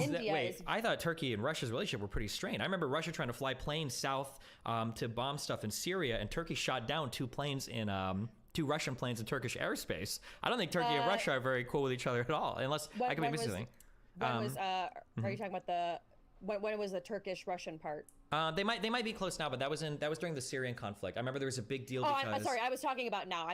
My apologies. Oh, I was sure. talking about now, their relationship. Yeah. Maybe they might be now. I thought that wasn't the purchasing of TB2 drones from Turkey part of the big reason why in 2013, 2014, although this is going earlier, was part of the reason why Ukraine was like pushing a lot of. I'm not doing this. But making my life easy. But even if you say that NATO and Turkey are close now, well, Turkey is also a NATO country, so see, we're all getting along. We can get along. Right. It's possible, right? Exactly. Yeah. So anyway, I don't like the idea of saying that it's NATO's fault, because NATO's been expanding and pushing for a long time, and Russia's been chill. Like we're doing our thing. The reason why Russia is so mad is because they had I'm not going to call him a puppet president, but they had a leader, Yanukovych in Ukraine, who was ready to toss aside the will of the parliament of the Verkhrayat, whatever the fuck it's called, and he was going to sign into a customs union with Russia instead of the free trade agreement that they had on the table with the European Union. But do you know why he decided to do that? Are you going to tell me it's because of a threat on terrorists for oil and gas, or what was it? No. Well, one of the reasons was he felt there was somewhat of a payback, because when the Soviet Union fell, Ukraine was in massive, massive debt, and Russia paid it. And there is kind of one of the biggest things with Yanukovych is he felt this, like, because you always hear like Russians and Ukrainians, they'll be like, oh, it's like big brother, little brother. Although Ukrainians, I don't know if that's true. They will not call it that anymore. But like Russians will say, oh, that's like our little brother, Russians will say that, but Ukrainians will not. Yes. Because something that you brought up, just real quick on that, because a lot of people point out Crimea and Eastern Ukraine, there's a lot of ethnically Russian people, a lot of Russian-speaking people there. That's part of what the Soviet Union did to the territories that they took over. Especially if you've heard of something, I don't know if you've ever heard of like the Holodomor. Massive famines that spread across a lot of the Soviet Union. Millions of people from Ukraine, and it's never talked about, but a lot of people from Kazakhstan as well were I won't say killed, but they were starved to death, and if they tried to run, they were shot and killed. Yeah. Right? Yeah. There's actually a memorial to those people in Washington, D.C. Sure. Just outside Union Station. Yeah, so when people say like, oh, well, there's a lot of ethnically Russian people there, it's like, well, yeah, that's because they killed a whole bunch of fucking Ukrainians that used to live there. Of course there's a lot of Russians there now. But shit, I did it. But very true. One level left, baby. I know there's a lot of Russian people in Eastern Ukraine because there are a lot of people that finish before I go out. But in 1991, the Warsaw Pact dissolved, the Soviet Union dissolved. Ukraine had borders where they were like, these are our borders. Does everybody respect these borders? And the new country of Russia and the United States and the rest of the world were like, we recognize your borders. That's cool. And because Russia lost their leader in 2014 that got ousted during the Euromaidan, they decided, well, fuck you. We're going to come in and fuck your shit up. They instigated heavily armed conflict in Donetsk and Luhansk and the Donbass. And then they moved in and they invaded and they stole Crimea, which are pretty fucked up things to do if a sovereign state is to steal their territory. And then go. With Yanukovych getting ousted, I mean, who helped fund that coup? That's when you had McCain and everybody, Slava Ukraini, we stand with you. Now is your time to stand up for democracy. You can overthrow these people. That to me is us getting involved when it's like, that's kind of an internal problem, Sure. So we definitely showed support overseas, but we absolutely did not fund it. There was no funding. There was no foreign funding of any activities. Like, and I understand that we have like a weird view of the world because we're very modern or we're very recent. But if you go back to prior to 2014, people will say this, like, all the riots and all the protests and all that, those were external coups. People were funding them, blah, blah, blah. No, prior to 2014, Ukraine was literally voted like the most corrupt country in the entire world. There were a lot of people protesting. Still is. Yeah, there were, well, I don't know if it still is. There were a lot of oligarchs there. There was a lot of crazy money there. The government was fucking insane. Putin was trying to fucking cyanide poison leaders and shit. There was a lot of insane shit happening in Ukraine. They gave them plenty of valid reasons to protest. You don't need external funding. Here we go with the Now, bullshit. I know people will point to like, well, there was But a lot of people say that those oligarchs, though, were propped up by Western money, that they were making deals with not even just the United States, also with the EU, that there was a lot of, because there was talk that the EU was bribing those oligarchs to then bribe those politicians because the way that their oligarchs and their politics work there is much different here, in the sense that they can even have more pull. Like, I mean, imagine Jeff Bezos having like pull in Congress. You know, it was one of these things where I can't remember who it was that wrote on this, but that they were just a lot more corrupt than our billionaires and stuff here. Yeah, the corruption in Ukraine is insane for sure, but I don't think they were funded. I don't know where this. I know people make claims, but I like to see stuff like the funding of like European Union money into propping up the oligarchs. Like, I think the oligarchs are going to exist there regardless, just because of how corrupt and fucked Ukraine was as a state. Right, but like there was that whole vote though where they could join the European where the Union. fuck is Mose? Like, you know, Yanukovych said, no, well, we're going to side with Russia. They originally were going to go all for the European Union. Fuck, And- Well, man. because that's what their parliament had voted on. driving to the But then power plant. Yanukovych was like, fuck you guys, we're going to do the Russian trade union, which would have Right, essentially because- made the country like like another Belarus, basically. Right, but his whole thing was, I guess Yanukovych says that you know, they were being propped up by Western money, and he felt a duty to Russia because they bailed him out, and also they thought that they were not going to be corrupt. They weren't going to be as corrupt as the West. Because I will say this. There is very What the much fuck is happening? the idea that the West is insanely corrupt. And I mean, I talk to my Russian friends and they're like, you guys are so corrupt with your money. You and your deals. And I'm like, well, what the fuck are you guys doing? Like, This is what? You're just more secret about absolutely it? not true. So Yeah. Russians might say that because that's what they're fed every day by the government. But if you go and talk to anybody, There is a free press though in Russia though. There is a lot absolutely of people act like there not. Russia isn't. today I have is a friend that writes for an opposition Russian news outlet, and he gets people like so Navalny. angry. People are literally thrown into jail in Russia for being political opposition. Well, okay, Russia so today is Navalny state-run would- media. And you know, it's funny. You ready for this one? I'm about to blow your mind, buddy. Okay, I worked for RT America. doesn't blow my mind at all. Don't worry. Which I will say this. RT America, definitely separate from Moscow. We have like the same call letters. But Okay. no, we are separate from Moscow in the sense I had my own primetime show there. I was never told what to say, never told what to talk about. Sure. My show, for real, I could talk about anything. No, I and believe I'll you. give I've you- done like some I'll- segments on like RT shows, right? Right. But that's and- part of the strategy, right? Is that like they can point to and say, oh no, we're credible. Look at what we have over here. Like, look, we let these people say what they want. We let these people do what they want. I mean, doesn't American media do the same thing? Like No. Fox does that with Tucker. American Fox media- does that with Tucker. American media does not. We don't have state-run media in the United States, like RT is. Like Russia today. You could say any PBS is state run, BBC is state run. Absolutely, neither of those are TRT state is runs. No. Those are state funded, but they're not state run. Russia today, the media in Russia is not only state funded by the Russian government, but they get their marching orders from the Kremlin. They are what No, they we report. don't. They absolutely do. Russia today No. absolutely does. No, that's a common. Maybe in Moscow in the United States. No. No. In And the I don't- U.S., about RT God? America might not. But Right, okay. Russia today in Russia absolutely does. It's state-run media. I don't think they would even deny this. I think it's just they say. I mean, I have some friends that are there now that were at RT America here, and they are now in Moscow. And I've talked to one of them specifically, Rachel Blevins. And I said, is anything different over there? And she's like, no, it's the same. And I was like, they don't tell you what to do? And she's like, no.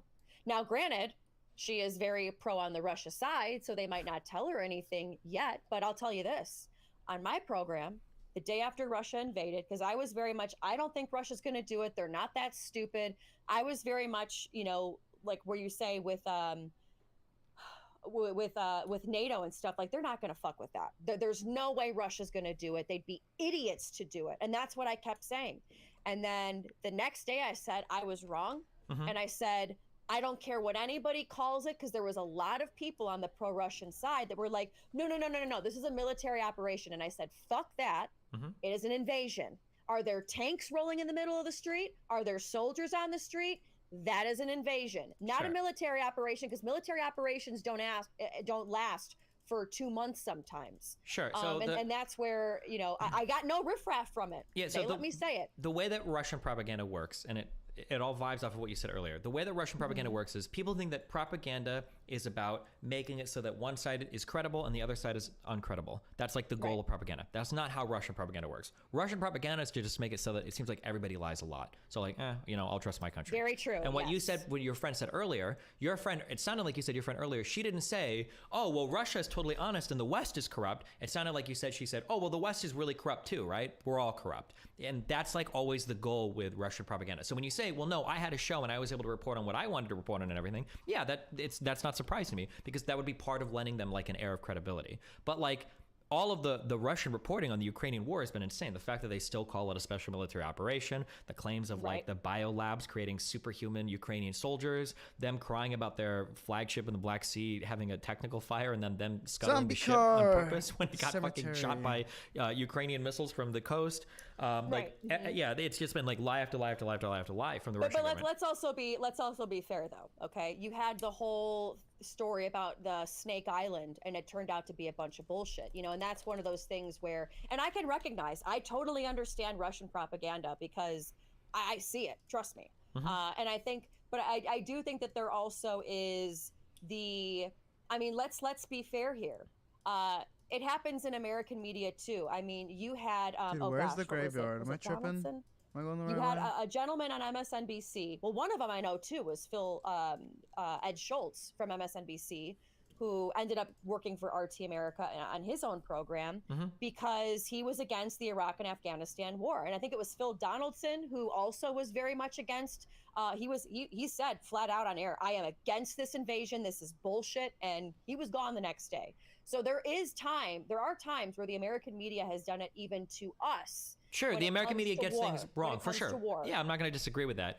Well, Feels a little bit different though. I'm not saying like in facts. I'm saying like in pushing a narrative of like, we need to be in Iraq because there's weapons of mass destruction, and there were guys saying no, we shouldn't, and then they were booted off. We've done it to our own too, you know. But again, do I think it's anywhere near what we've seen in Russia, especially in times of war? Hell no. But as the saying goes, the first casualty of war is truth. And sure, yeah, and I'm sure that there are people. Yeah, for sure. I will say though, there's a bit of a different flavor when it's being pushed by the actual government versus like private companies that they can get things wrong and they can eat their own or whatever. They're not beyond criticism, of course. But so refocusing though, like there was legitimate reasons for Euromaidan, for the protests in Ukraine. I understand why Yanukovych was kicked out. They held their elections, they did their thing, and then Russia decides to peel off Crimea and hardcore instigate in the southeast of the country, in the Donbass, which are two totally unacceptable actions to me. I don't know why there's this weird expectation. Even what you said earlier. So you said that Putin had three conditions. Didn't want the U.S. supplying Ukraine with military might. They wanted Ukraine to remain neutral. And Ukraine was never, ever, ever to be in NATO. Why would Russia ever have the right to demand that of another huge country? No. The only reason why is because they have nuclear weapons. But like, what is the precedent? I thought it was kind of absurd. Like, okay, who are you to dictate what NATO should do? But at the same time, it's like, okay, is that Putin just trying to express his, hey, well, you guys have your friends, these are my demands, otherwise I'm gonna get pissy, you know? But like, we certainly can't like acquiesce to that, right? Like him saying that like, well, I've got nukes, so I'm gonna dictate what goes on like the foreign or the internal and foreign affairs of countries next to me. That can't possibly be. Absolutely not, but if he's a crazy person, we better be a little bit careful, right? Being careful, sure. Which I think we have been. That's why we don't have troops in Ukraine. Yeah, but then why the demand for Ukraine to bend the knee? Don't they have a right to defend their country, to take Crimea back? Absolutely. Okay, Absolutely. and then if we do believe that they have the right, some might even call it a moral right, but if we do believe that they have the right to do that, shouldn't we be helping them? Yes. However, the only problem that I personally have Fuck. is you're talking, if you're going to talk in Kamala Harris terms, Russia, the very big country, Ukraine, the smaller country, Ukraine, it doesn't have the same.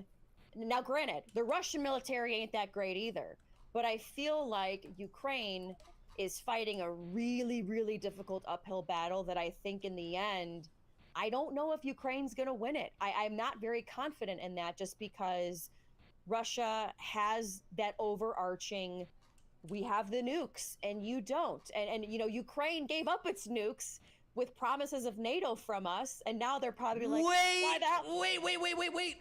Why did Ukraine give up its nukes? It's kind of important. Wasn't it for promises of NATO? Ukraine NATO? gave up its nukes as part of the it wasn't the Doha, it was the was it the Budapest No. Memorandum, Yes. maybe? The Budapest Memorandum was a promise. And mind you, can we just be real for a second? Yeah. Come on. Memorandums, Warsaw Pacts, they have all these pacts, and all of them, Dude. I will say this, all of them have reneged on all of them. Wait, It's like, hold on. Why Wait. do we even do these? This is a I'm really saying- important I'm one, though, saying okay? Russia. So, Sure. yeah. This is a really important one. Ukraine had Right. one of the largest stockpiles of nuclear weapons in the world. I think it might have been the Right. third largest. It might have been the second largest, actually. Right. They might have had more nuclear arms there than Russia, because I think they got all of them after the Soviet Union. But they had the second or third largest stockpile of nuclear weapons in the world. And they Fucking decided, ridiculous. they said, okay, listen up, guys. Because we want the world to be a less nuclear, more peaceful place, we're going to give up all of our nukes. You can go in and take all of them from us. That's fine. But you guys better not fucking invade us. And everybody's like, okay, that's cool. Less nukes on more countries is probably better. And the Russia was a signator to that agreement. And what the fuck? And they invaded them. But there also was a backdoor promise, though, that they would eventually get into NATO. There might have been some discussions, but that wasn't part of that those memorandums. It wasn't in the memorandum. Yeah. But like, it was seen as, because the media reports at the time, I it was seen fucking as hate this. Could This this isn't be, fun. I don't know how people think video games are Ukraine's, fun. Video games are you not know, fucking I don't fun, wanna dude. say They bend the are knee, the but worst Ukraine's bullshit on the move fucking towards NATO planet, bro. membership by agreeing with what the West wants it to do, or what the West is like pushing. Well, for it no, to that's do. what everybody wanted. Everybody wants less nuclear weapons around the world. It generally makes everything. Right, but yeah. like, let's say that what you're saying is true. Hasn't Russia kind of proved that, like, holy fuck, Ukraine was right? Like, they really do need to be in NATO, because if they're not, damn, they just gave up all their nuclear weapons. And now that they don't have any nuclear weapons, Russia has decided to invade them and start stealing territory, which is shit you don't do in current year. Right. So isn't Russia kind of made the argument where it's like, yeah, well, fuck, maybe NATO expansion is really important. And now you've seen countries like Finland and Sweden who are like, yeah, fuck it, we're going to join NATO, which is the exact opposite of what I would imagine Russia would have wanted, was to empower even more people to join NATO, because it's like, well, does NATO need to exist? Well, it seems like it kind of does now, yeah. Well, the problem, I think the problem was, though, is that I think also in the Budapest Agreement, it was where they were going to give up nukes, but NATO wasn't going to expand anymore. No, that wasn't part of that. There is a... Are you sure? There was one where 100% it was NATO positive. wasn't going to expand anymore. There was one of them. There is a where it said quote NATO that was wasn't gonna given expand by Secretary of State James Baker to, I believe it was to Gorbachev, and it had to do with Germany. This gets quoted all the time. That Mearsheimer loser quotes it too, okay? There's a quote, and the quote is "not 1 inch eastward." And that quote, Right, yes. that quote was particularly referring to the reunification of East and West Germany. And the worry was that if Germany reunified, that NATO would begin to move armed forces into Eastern Germany. And that's why Eastern Germany, I think to this day, although it might have changed in the past few months, had remained demilitarized, was because the reunification of Germany we would hope that from NATO, there would not be movement No! East. 1 inch eastward I was doing into so Germany. well. That didn't mean that NATO was never going to expand at all. And if it did, and this is always a good question, because you're like, no, that was a promise that they were never going to expand. Well, then why the fuck wouldn't you get that in writing? Because there wasn't a memorandum, there wasn't a signature, there wasn't anything. There was no treaty, there was nothing saying that NATO would expand ever. And also, the idea that these negotiations that are happening in 89, 90, 91, the idea that these negotiations would carry forward into the future when the security status has changed all across Europe, when the Soviet Union doesn't even exist anymore, and when none of these supposed promises about NATO expanding were never even made in writing, I think is a little unfair. Right. Like, you can't say like, well, somebody said, I think a long time ago, even though there wasn't an agreement, that you wouldn't expand anymore. Now it's like, well, come on, what are we even talking about at this point, you know? So then here's the question. Yeah, go for it. Why did Ukraine give up its nukes? Why would you do that? I mean, that okay. Probably because a lot of pressure, because having nukes just makes the world a scarier place. And I think everybody wants people to have less nukes. For some it might make it a safer place, like a Ukraine. Yeah, but there's going to be pressure if you're on the border with the Soviet Union and you don't want any more Soviet Union expansion. I mean, again, this is hypothetical, hindsight's 2020, but for example, okay, if they had the second most amount of nukes to us, and somebody was like, you guys, we want the world to be a safer place. Can you please give up your nukes? We'd be like, get the fuck out of here. Sure, but I mean, like, we've got the money because, I mean, it costs a lot of money to maintain an active nuclear arsenal, which I believe their nuclear arsenal was active. And it would probably be nicer for them to be like, okay, listen, we're not going to waste money doing this. Our country's already corrupt and like wasting money on everything. Like, as long as we can at least ensure. And what's the main purpose of having nuclear weapons? One of them is, maybe arguably the main purpose is to ensure your territorial integrity. And as long as I can get in writing from, I want to say it was the US, France, Germany, and Russia, I think, that signed on to 3 different Budapest memorandums. I think it was for Belarus. This is the worst one. And a third I can't hit anything right now. But the idea was that basically, okay, we can toss all of our nukes. We don't have to worry about maintaining any of this bullshit. And at the very least, we don't have to worry about people invading us. That was like the goal of it. Okay. So then here's another question that I have, because again, I think it's one of those. By the way, everybody has been saying they love the discussion, and there was one other person that said this. He said, "I just finished the Keffel's Manifesto on Destiny's channel. This is what real reporting looks like." So I wanted to give you kudos to that. So that's amazing. And like I said, because I know I see your chat. I'm looking at him, and they're like, "She's an RT shrill," and I'm like, "No, guys, I honestly." I'll say this too. On my show, which was a primetime show, I normally talked about what was going on in the United States. Fuck, the cops are gonna ruin this. The cops are gonna ruin this. The talked cops are gonna mainly, fucking ruin it. I had some crazy guests on. Like, I had Ben Crump, who was who represented George Floyd and many other, Black families who have had somebody shot by the police. So I talked a lot about the police brutality stuff. I talked about, the school lunch programs and how, they were getting rid of school lunch programs. And again, this was all under, Republican leadership too. Sure. But when it came to the Russia stuff, a lot of it, I get that it's like we're looking at it in a vacuum of like, oh, this is happening right now. But I feel like there's just so much history that all gets tied into it. To be clear, yeah, I'm not looking at it in a vacuum. I think there is a lot of history, and I love digging into the history of it all. Yeah, we are definitely not. That's what I'm saying. Like, I think American media, they're, for example, when the invasion happened, it was, just from a media standpoint, it was, Russia's bad. They're evil. They've invaded. Putin wants all of Ukraine back, and this is what's happening. True. All those statements you made, though, those are all true. 100% true. If Putin wanted Ukraine, I feel like he, being the madman that we say that he is, and I'm not arguing saying that he's not. But if he really did want all of Ukraine, why wouldn't he just go all the way in? He tried to. That was the issue. The issue was that here's the issue.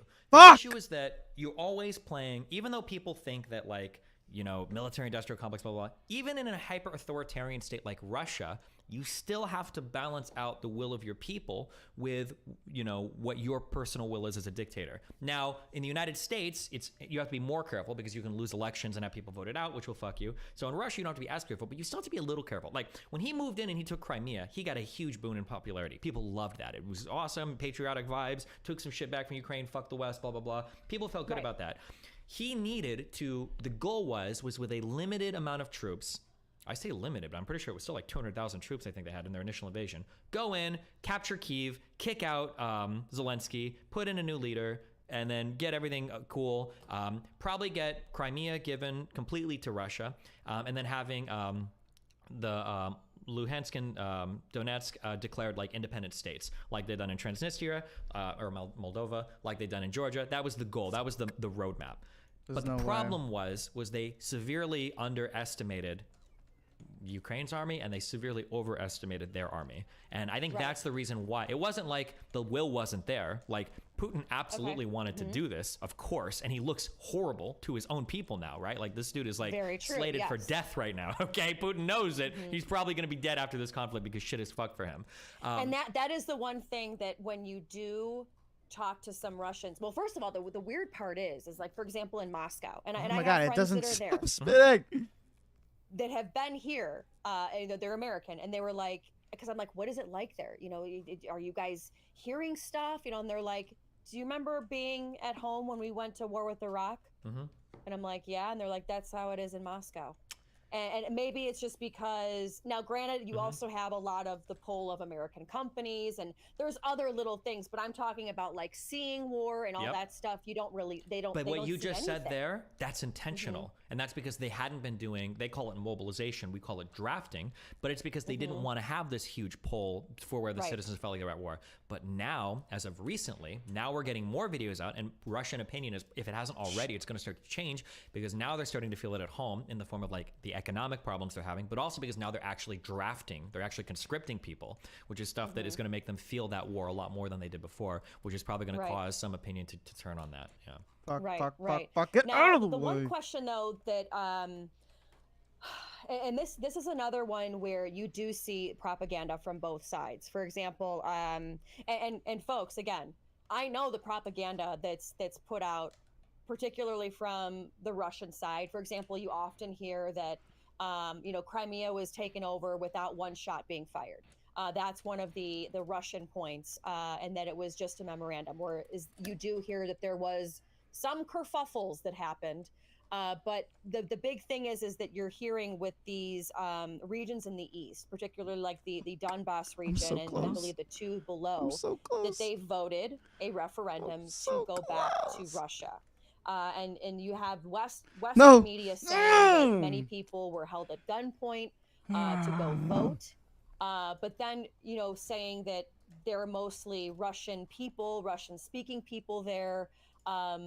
And the fact that many of the Ukrainians that were there were killed from the famine and starved to death. To me, it just seems strange to say that they had a gun held to their head when many of them are already Russian. Russian. What's not native, but ethnic Russians. Sure, a lot of them are ethnic Russians, but just because they're ethnic Russians doesn't mean they like Russia, right? Ukraine has a very sordid past with the Soviet Union. It's not like all flowery like people, in the West like to say when we talk about this. In the West, we have enemies, and they're called Nazis, and that's all we ever care about. And we don't really think about like communists as being enemies. Well, older people do, but the younger generation now, like the Soviet Union was awesome. They were cool. I like Che Guevara. I like Castro. I like Stalin, like all these people, like really awesome. But for people in Ukraine, that wasn't the case, okay? Or for people in Poland, that wasn't the case. The Soviet Union were basically fucking Nazis to these people. There were issues with, was it called the Katyn massacre? I don't remember. Where I think it was like a bunch of like people fled Poland into the Soviet Union, and the Soviet Union turned them right back to the Nazis and had them all lined up and killed. There was a lot of like. Well, then you had a big major parts of Ukraine that went with the Nazis. Like for example, there was the one horrible massacre of Jews in Ukraine, and then that's where you hear the talk of Ukrainian Nazis that are still there, and that's another one that's very, very.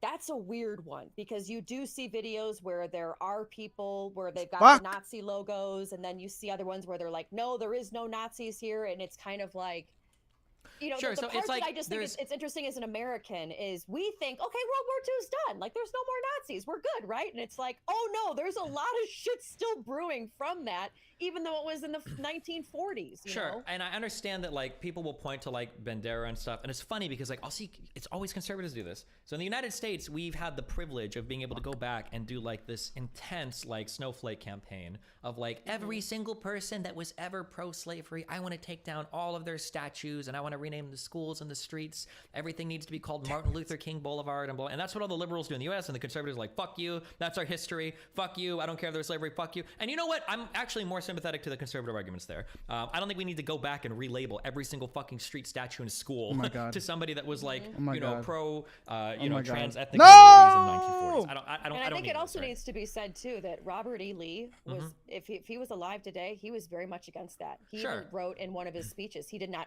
want any monuments brought up, symbolizing and what's the word, memorizing or memorializing any Confederate soldiers. He did not want that, which I thought was like, okay, based. Yeah. So but then when it comes to Ukraine, that has an incredibly complicated history with Nazi Germany and the Soviet Union, conservatives will look at a small regiment of troops, the Azov Battalion. They'll see that there's a percentage of them that might use like neo-Nazi insignia, and all of a sudden, all of Ukraine is painted as a Nazi country. And this is one of those mindfuck moments where I look at the left and the right and I go, oh, you guys don't have a principled position on this. You're just saying whatever the fuck you can, because they're engaging in the same type of tactics that they would accuse progressives of engaging in the West. When a progressive says, oh, I know you're a Nazi, how the fuck do you know that? Well, because you were in a Facebook group that was pro-Trump, and one of those people in that group that was pro-Trump also posts Nazi memes 100%. On 4chan. So and it's like, okay, wait, that doesn't make me a fucking Nazi. I didn't even know that guy. But conservatives will point to Ukraine and they'll go, there's a Nazi problem in all of Ukraine. How is there a Nazi problem in all of Ukraine? Ukraine was the only country in the world besides Israel to have a president and vice president that were both fucking Jewish. And if you're looking for like big anti-Semitic violence or any of this shit, it's not, you can't find it. It's not in Ukraine. For a country that has such a huge Nazi problem, you would expect them to have way less favorable opinion towards Jews. When they were polled prior to 2014, I think that they were one of the most pro-Jewish countries across all of Europe. And you would expect them to not elect Jewish people to fucking office. There is no anti-Semitism to be found other than like these fucking pictures that you get of like, and then that ignores the whole complicated affair of like, well, who started the Wagner group, the paramilitary, thing that's ran by fucking Russia. What about like all of the anti-Semitic shit that comes out of St. Petersburg, where you've got these terrorists that are performing terrorist attacks in fucking Sweden that are trained in Russia. I don't like the Nazi argument. I think it's bullshit. I think it's a smokescreen. I don't think anybody that's done any serious digging would take that argument seriously, because if there was a Nazi problem, you wouldn't have to prove it to me with like weird pictures and then opening like your book of like, crazy Nazi memes to go, okay, hold on, let me tell you why they've got a Nazi problem. So this skull with the two things on it and that symbol actually comes from this. And it's like, bro, show me the dead Jews, okay? That when you tell me there's a Nazi problem, I expect to see Jewish people dead on the street or pogroms or something, But sorry, hold on. Well, no, you're good. No, like I said, if folks love the discussion, because I think it's one of those. No. I see a lot of what comes out of and I know your chat's like, oh, she's fair and balanced. No, I really try to look across the spectrum of every single media outlet when I look, at the news of the day. I look at CNN, MSNBC, ABC, Fox. I look at RT. Dude, how the I look fuck at do TRT, people work? I look at, France 24. 8-hour shifts or whatever the fuck. The Come home and play international video news games. outlets It's like, what the fuck? One thing you don't know, when you're in local news for a long time, your pay doesn't really go up. So what a lot of anchors do is they go work for an international network because they give more money, you know, which at the time RT had contacted me and I was kind of like, okay, and I will tell you this, here's the craziest part. Working at RT made me go more left, believe it or not.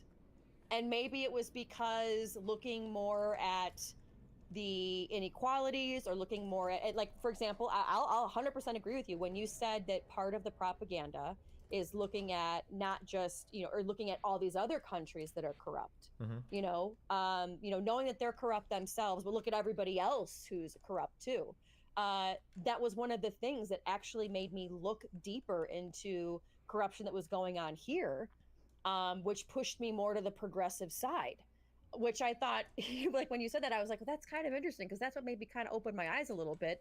So it was, good and bad there. But the other thing though too is yes, the main hub does that. Yes, there is that propaganda, But then I think the West can also do it too. I mean, you have stuff that the UK has done, France has done, all that other stuff. I don't know how you feel about like the Queen of England, but like, there were other, people saying, oh, this is colonialism and then the Queen is awful, all of this. And they don't look at their own problems too. Like like I'm just using like the UK as an example. But I think that every country though does have its problems. It has its history of problems. But yeah, it's very interesting though, like when you said that is one of their tactics, because I 100% do agree with that. The only thing I would say, my only pushback to that is that like I don't know if you've not to get really personal ever, but sometimes I compare people's this kind of analysis to like do you have any experience or have friends that have ever been like in abusive relationships? Yes. So something that happens a lot is this idea where it's like we'll use traditional gender roles since men are the best at abuse. Woman and a guy are together, guy hits the woman or is abusive to the woman physically. Right. And the line of dialogue that always stems from that is like, okay, sure, I hit you, but you did this and this and this and this and this. You nagged me when I got home. You didn't give me enough attention. You didn't blah, blah. And it's like, fuck. And at the end of the day, the victim ends up kind of getting this weird. Sure, he hits me, but like, is it maybe, I did bad things too. And I kind of get, fun. None of this is fun. I push back a lot against this false equivalency where people say that like, and they do this a lot. American progressives do this a lot when it comes to U.S. foreign policy. People say like, U.S. foreign policy is so bad, How can we criticize Russia when U.S. foreign policy is what it is? U.S. foreign policy is way fucking better than Russia's today, okay? Like, if you look at how Russia conducted itself in the Chechen civil wars, and you look at some of the cities they fucking destroyed. You look at how Putin conducted operations in fucking Aleppo. You look at you see that same battle plan carried over. Even them in Afghanistan. Yes. They had more people die in Afghanistan than we did. Yeah. The U.S. definitely has made mistakes, but not to be a huge U.S. simp, because I am a far left person and fuck America, but not to be a huge U.S. simp, but we do try to get things right. We do try to hold ourselves accountable. We do answer to international committees on human affairs and stuff more than other countries do. And I do think generally we have a moral authority or moral right over what fucking Russia does. I do believe that to be the case. Oh, absolutely, 100%. And you cannot tell me ever, Dude, you do have some of those people where, you do, for example, like if you give one criticism of the United States, like, well, then why don't you move to fucking Russia? It's like, hell no. But, let's look at, like, for example, maybe I'm going to flip the script on you. And let's say you're in a relationship with a man and a woman, and the woman is more, she's not abusive, but she's more of a nagger. Like, why didn't you do this? And why aren't you taking out the garbage? And why aren't you doing all of this? And finally, he's like, shut the fuck up. And he's like, you know what? I'm gone. I'm done. And he leaves. You can't tell me that that woman is going to be like, did I do some shit wrong? Did I maybe fuck up a little bit here and there? What is and this that's where I think sometimes, do I think a lot of countries hate us? No, but there's a lot of countries that don't like us. For sure, that is true. And it's one of those things. Should we sometimes look a little bit inward and say, are there things that we do that maybe is a little bit too forceful or too aggressive to some of these other countries? Not that I'm saying that we still, I mean, I want us to be the biggest superpower in the world. I like the United States when we run the show, but are there times where we're unfair? And I think that's where sometimes we need to acknowledge that. Yeah, and I definitely agree. There are definitely times we should. We just have to keep in mind, like, what is the overall, like Biden a few days ago is trying to say that we need to reschedule marijuana and maybe start moving in a direction towards national legalization. And I was like, thank you. Yep. And Russia a few months ago locked up a black woman because she had fucking weed on her for who knows how many fucking years. There is a difference between these two countries, even if we do make mistakes. And it's good. We should hold ourselves to a high standard. I do agree with that. But at the end of the day, we're way better than Russia. Fuck them.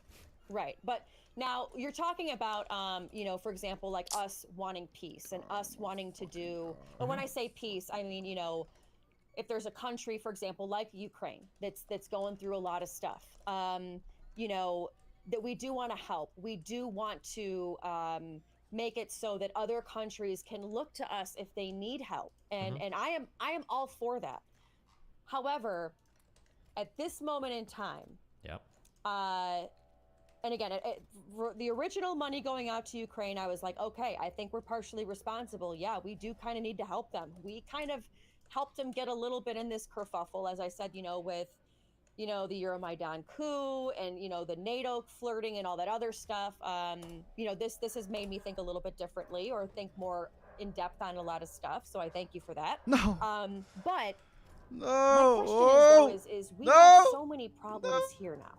Yep. And we just keep funneling money, more and more and more and more money, and it's like Right here. we have Holy one fuck, I in did 6 it. kids in the United States that goes Holy to bed hungry. fuck. They're starting to end.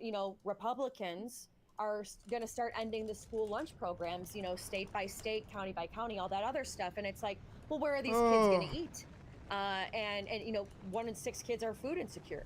So it's like, when I look at all the money that we're sending over, it's like, okay, but at what cost? We're seeing inflation go up, all of that. So I'm sorry. I'm sympathetic towards you there. I understand that. But the problem is it's not a one-to-one trade-off. Like, if we were to stop sending money to Ukraine, it's not like Republicans in the United States are suddenly going to be like, you know what? I actually really liked the added stimulus for children that Biden approved under the coronavirus. 100%. And that's the issue. And it's funny because this exact same line of dialogue played out with Corbyn and Farage and in the UK when Brexit came by, right? And they had buses rolling around where they're like, we send 250 million pounds a day to the European Union. All of that could be going to the NHS is what it's called over there, right? Everybody was saying that. Everybody's saying that. Well, they did Brexit and the NHS is still being cut. So it's like, well, what the fuck is happening, And it's another smokescreen by conservatives that I just don't believe when they're like, oh, well, we need to be spending this money at home. Then fucking do it. But Republicans never vote for this shit. What the fuck are you talking about? We need money for kids in school. Now you care about the kids in school because you hate the Ukrainians so much? Like, I just don't buy it. I understand what you're saying, but like, yeah. I don't, it's not one or the other. Also, it's not like we have like limited budgets or monies. It's like, oh shit, we've only got $100. How are we going to spend it? Like, we theoretically can run our monetary policy. We have incredibly loosely. If it was like one or the other, that I could see that being a legitimate argument. If we had like all this legislation on the table for helping kids in schools and all that, I love that shit. I am a father. Right. Okay, that's amazing that we would do that for kids. But it's never the case that Republicans are like, we were just about to vote on this huge stimulus for single parent households, and then they sent money to Ukraine, and now they've lost my vote. Well, and that was one of the things where, and 100% on the Republican take, because they use that as a smokescreen all the time, and it pisses the hell out of me. Because they did that with they were really pissed at the Democrats, and I even had to fight a little bit with my audience on this because they were like, no fair, and they wanted to give veterans more when it was the whole smoke burning pits where it was with Jon Stewart. Ooh, Jon Stewart had to go in front of Congress to fight for the 9/11 people too. Jesus, yeah. Exactly, and they still are fighting to get them more health care. But you had Jon Stewart going in front of Congress for the burn pit victims, the soldiers, and the Democrats, like 3 days later, passed the stimulus bill, and all of a sudden, the Republicans now are like, we're not passing it anymore. And they were like, what in the hell? And they were like, well, no, it's we don't know where the money's going. And it's like, yeah, it's going to fucking the soldiers. Well, now, and then when they got beaten so bad over the brow, then it was, well, no, we want to give them more money. And it was like, oh, shut up. And that's what I kept saying. They didn't do it because they wanted to give them more money. They were trying to stick it to the Democrats because Joe Manchin finally folded. Yeah. But it was one of those things where I think 100% I agree that they don't give a shit about us. And that's my problem, is that I feel like, and it's not that I don't care about Ukraine. And I see in the chat, like, well, Ukrainians are getting shot at. I 100% understand. But at what cost? I mean, because again, our inflation's going up. Our military industrial, the military is getting a shit ton of money doing this. But then also at the same time, you have it where we just sent off a bunch of our javelins to Ukraine, where let's say if China were gonna come and attack us, we got nothing. We got nothing. I don't think. Well, nobody's attacking the United States. I think we're okay. Obviously, yes. Yeah. But what I'm saying though is, it's like, aren't we supposed to kind of keep ourselves strong too in the times of this heightened aggression? I think we're probably pretty safe. I think that right now the scariest person to be is probably Russia, because you're the one that's. I think that if China was going to attack anybody, it would probably be Russia for threatening nuclear weapons. I don't think that nobody in the world wants that right now. Right. Yeah. And China needs us more than we need them. A lot of people act like, or a lot of It's a people stupid think fucking beat. that we need China more, which when it comes to manufacturing and stuff, yeah, like we don't make shit here. We don't. But China's not that dumb because they would lose their payday. Really. Yeah, we have a very symbiotic relationship sensation. with the entire world, really. This is why trading is so good. This is one of the few things that libertarians have right, and that like when you trade with everybody, nobody really wants to fuck with each other. Just be like it's like allied. What do they say? It's like friend to all, ally to none, or something like that. That like building these economic relationships out is generally like a pretty good thing. Yeah, but well, and that's the one thing where I will say that I think because we have.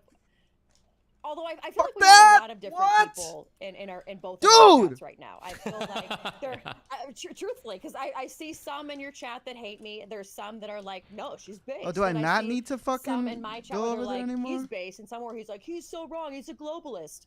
And I am a I'll tell you globalist, by this. the way. I'm a globalist establishment shill. 100% unironically, but yeah, go ahead. First of all, I love that you admit it because I think that's important. It is. But two, I personally don't like the derogatory tone that comes with the term globalist, and I'll tell you why. I did an opening to my show one day where I talked about this stupid fucking how broom thing. so many different things around the world There's no way. we're seeing prices rise around Holy the world fuck! What is with and you can see it spinning? happen from Ow. one event. For example, if you look at Wait, Ukraine. what do you mean by that? For example, like you have Can't the believe I war have in to do Ukraine. this again. Okay. Just There as are the a bread basket. just a real quick before you go off on that, just there's this gets into astrology. I don't know if you believe in astrology. I'm a chick. Of course I believe in astrology. well- What are you? Are you a Scorpio? Are you a water sign? No. We have our own form of astrology over in the male world, okay? And it's called macroecon, okay?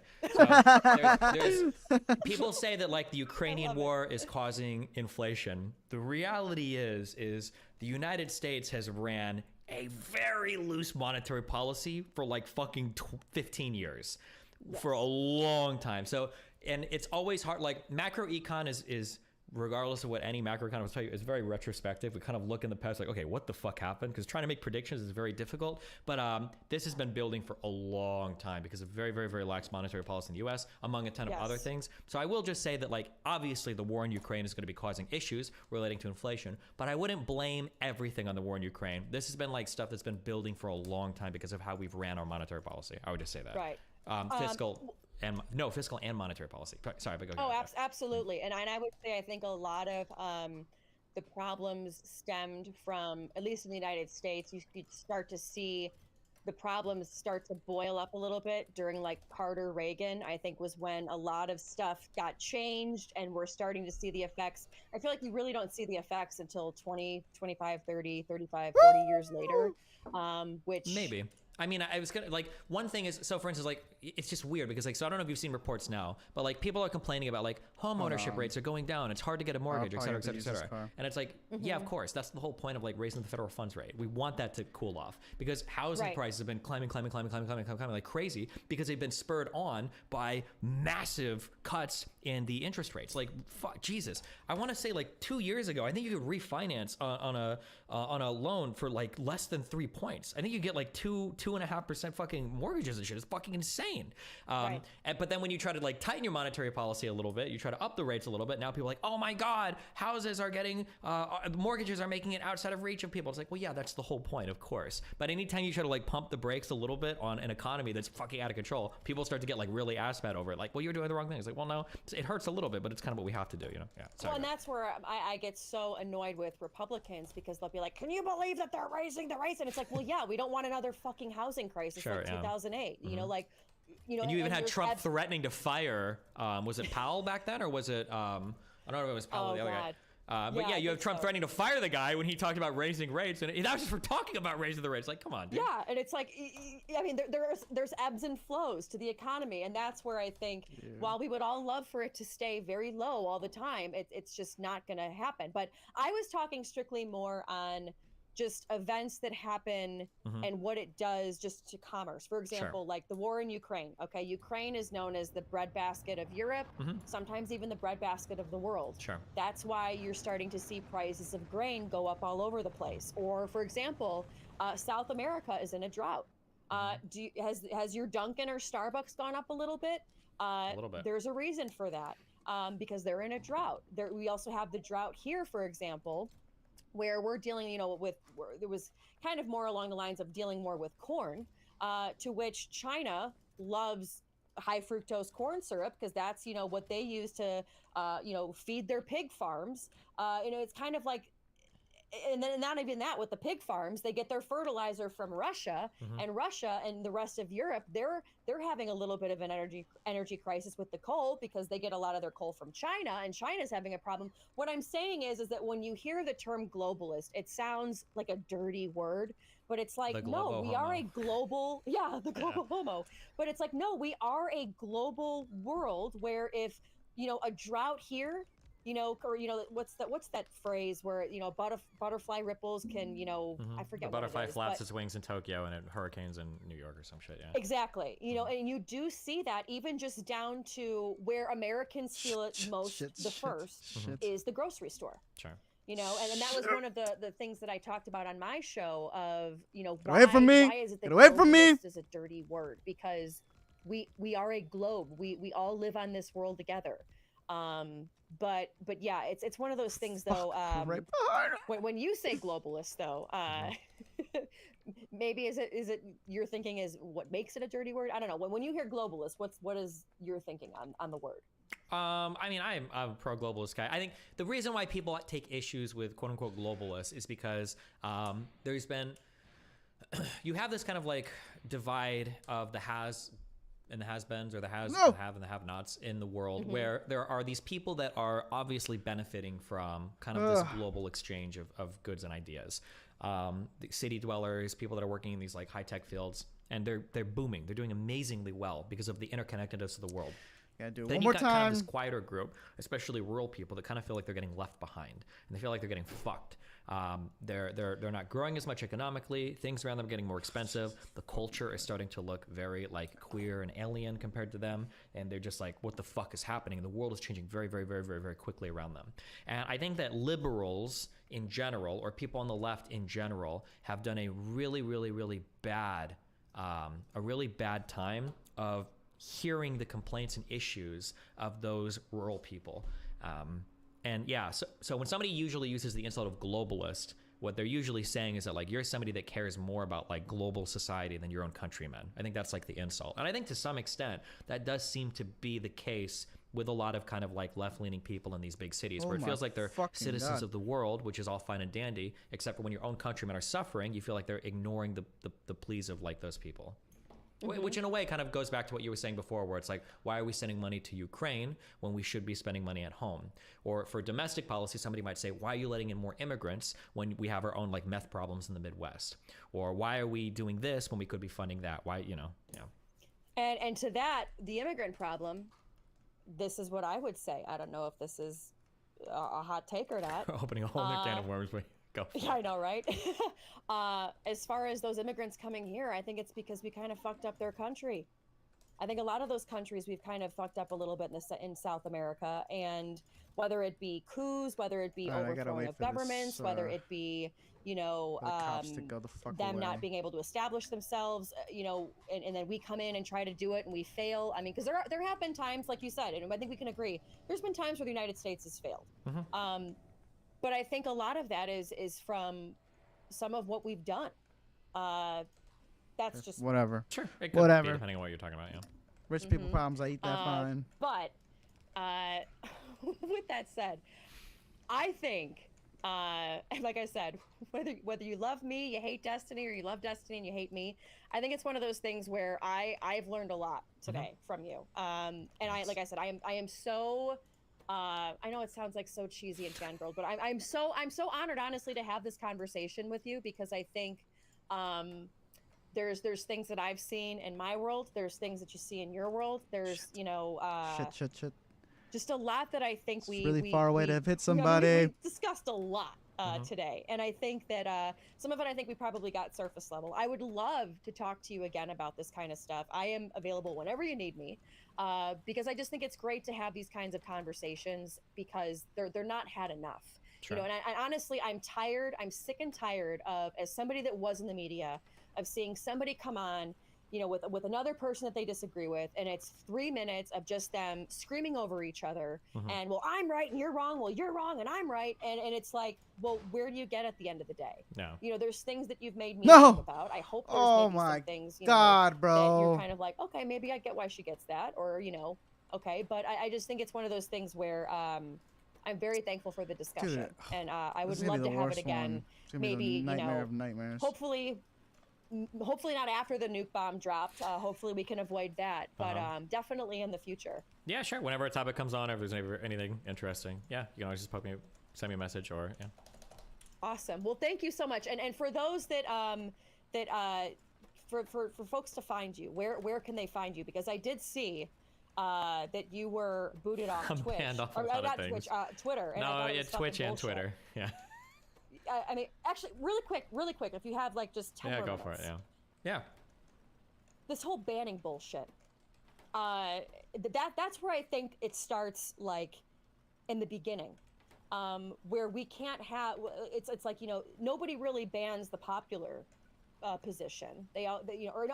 Nobody bans the unpopular positions. They ban the popular position that might be controversial or they might not like or what have you. And then that's where I think that you lose that discussion to be had.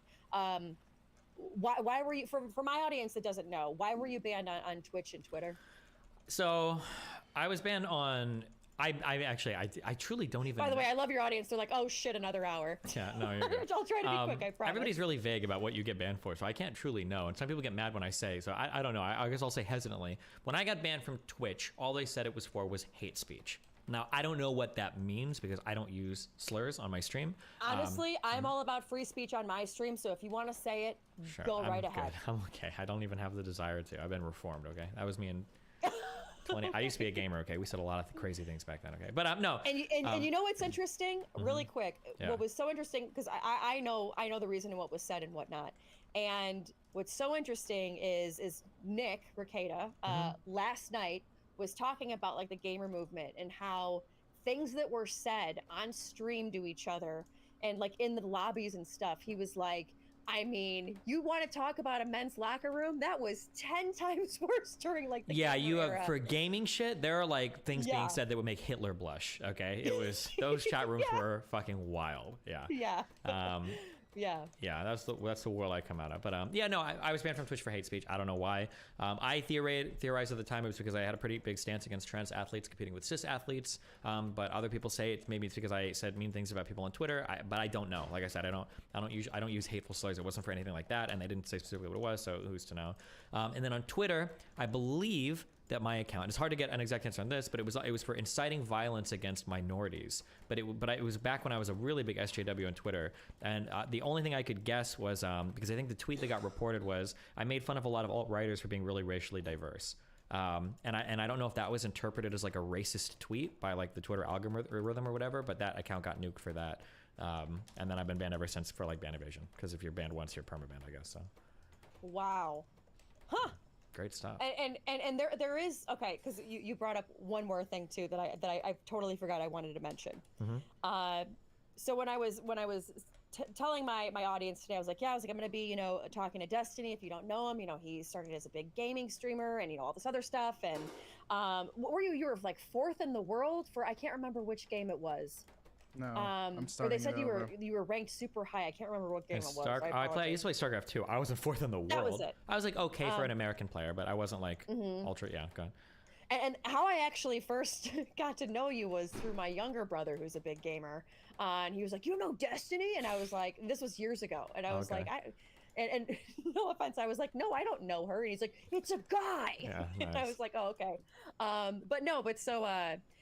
One of the things though is my audience said, like we know of him, and somebody said the word. They said, he seems Dude, to be when I getting a need little it to bit more fucking red-pilled break, lately. it doesn't break. Yeah, people say And- that. Oh my fucking And I was God. gonna say, you hear globalist, I just and then I hear red pilled, and I'm like because again, I don't like to be tied really to any party just for journalism stuff, but I do have my opinions.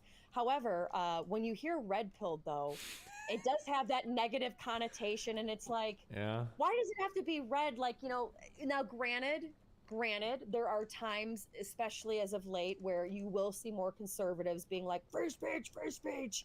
I think there are liberals too. And even you used to see more liberals back in the day, especially during Vietnam, that were more about free speech and anti-war. And they were silenced by the right. So we've seen it, change throughout history. Yeah, that's another thing. It really irritates me that people talk about like how important freedom of speech is and how liberals attack and blah, blah, blah. And I do agree that like progressive establishments are not the biggest fans of freedom of speech. I do agree with that. But all these conservatives were silent when Trump said that the media was the enemy of the people and he wanted to sue them all for libel. And I'm like, bro, that's a wild statement to make. Even if you think they do lie about the president of the United States, if Obama said some shit like that, you guys would be losing your fucking mind.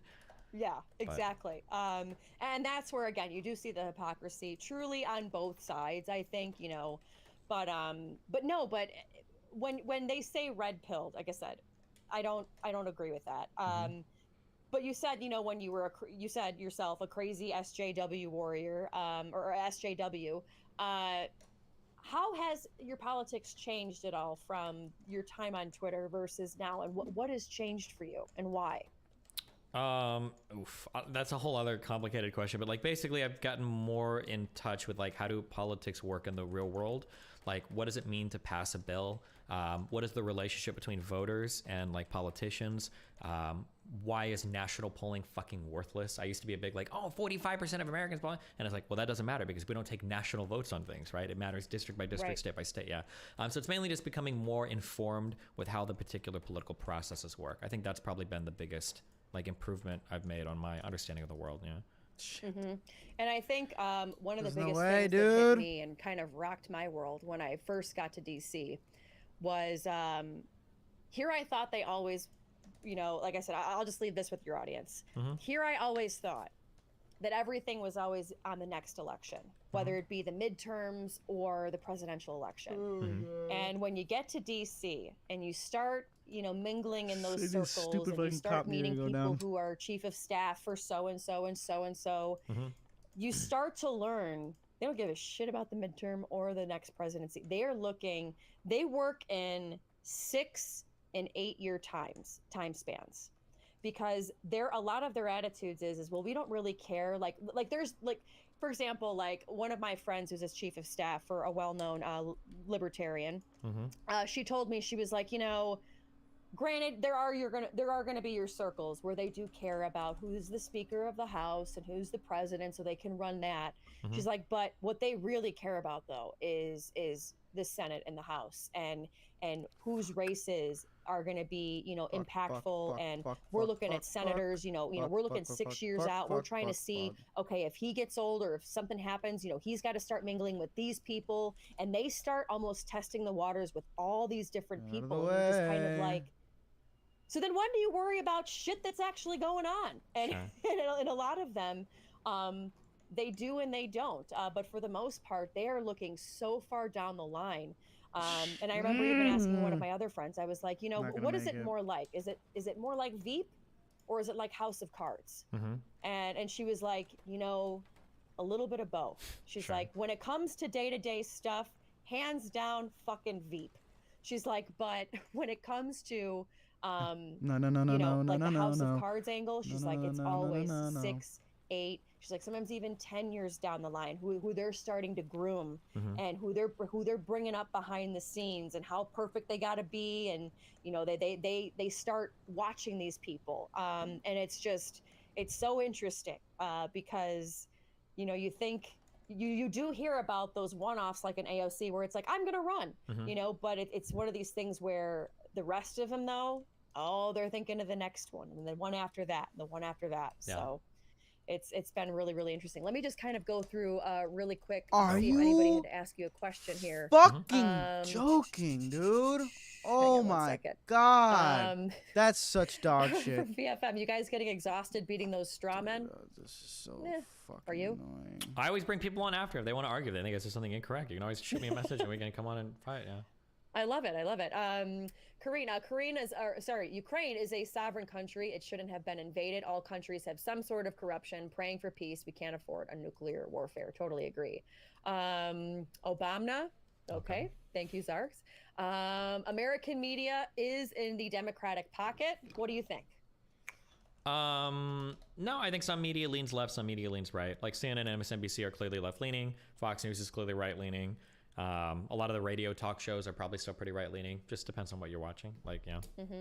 Yeah, and I will say this too. There was one thing that I did agree with Anna Kasparian on when she debated Prager, where I can't believe that I fucking made it. you know, I was when he there. said, oh, you know, the I media's was on the fucking left pocket, there. and she was like, well, you get a lot of corporations and a lot of the neocon companies that donate to the right. So I think they're both making a shit ton of money. Let's just say that. You know, Hannity was making what, 20 million. Chris Cuomo was making 26 million. Rachel Maddow like 30 million a year. So it's spread out. Come evenly, at me. Every fucking car. Yeah, let's literally see, every John, car. Throw it in Iraq my was way. more I don't than give a 28 fuck. days. I was there. I was told by H.R. McMasters we had a war in the desert to prepare for in late '89. He was my company commander, Second Armored Cav. I thought, didn't we capture or oust Saddam Hussein within like...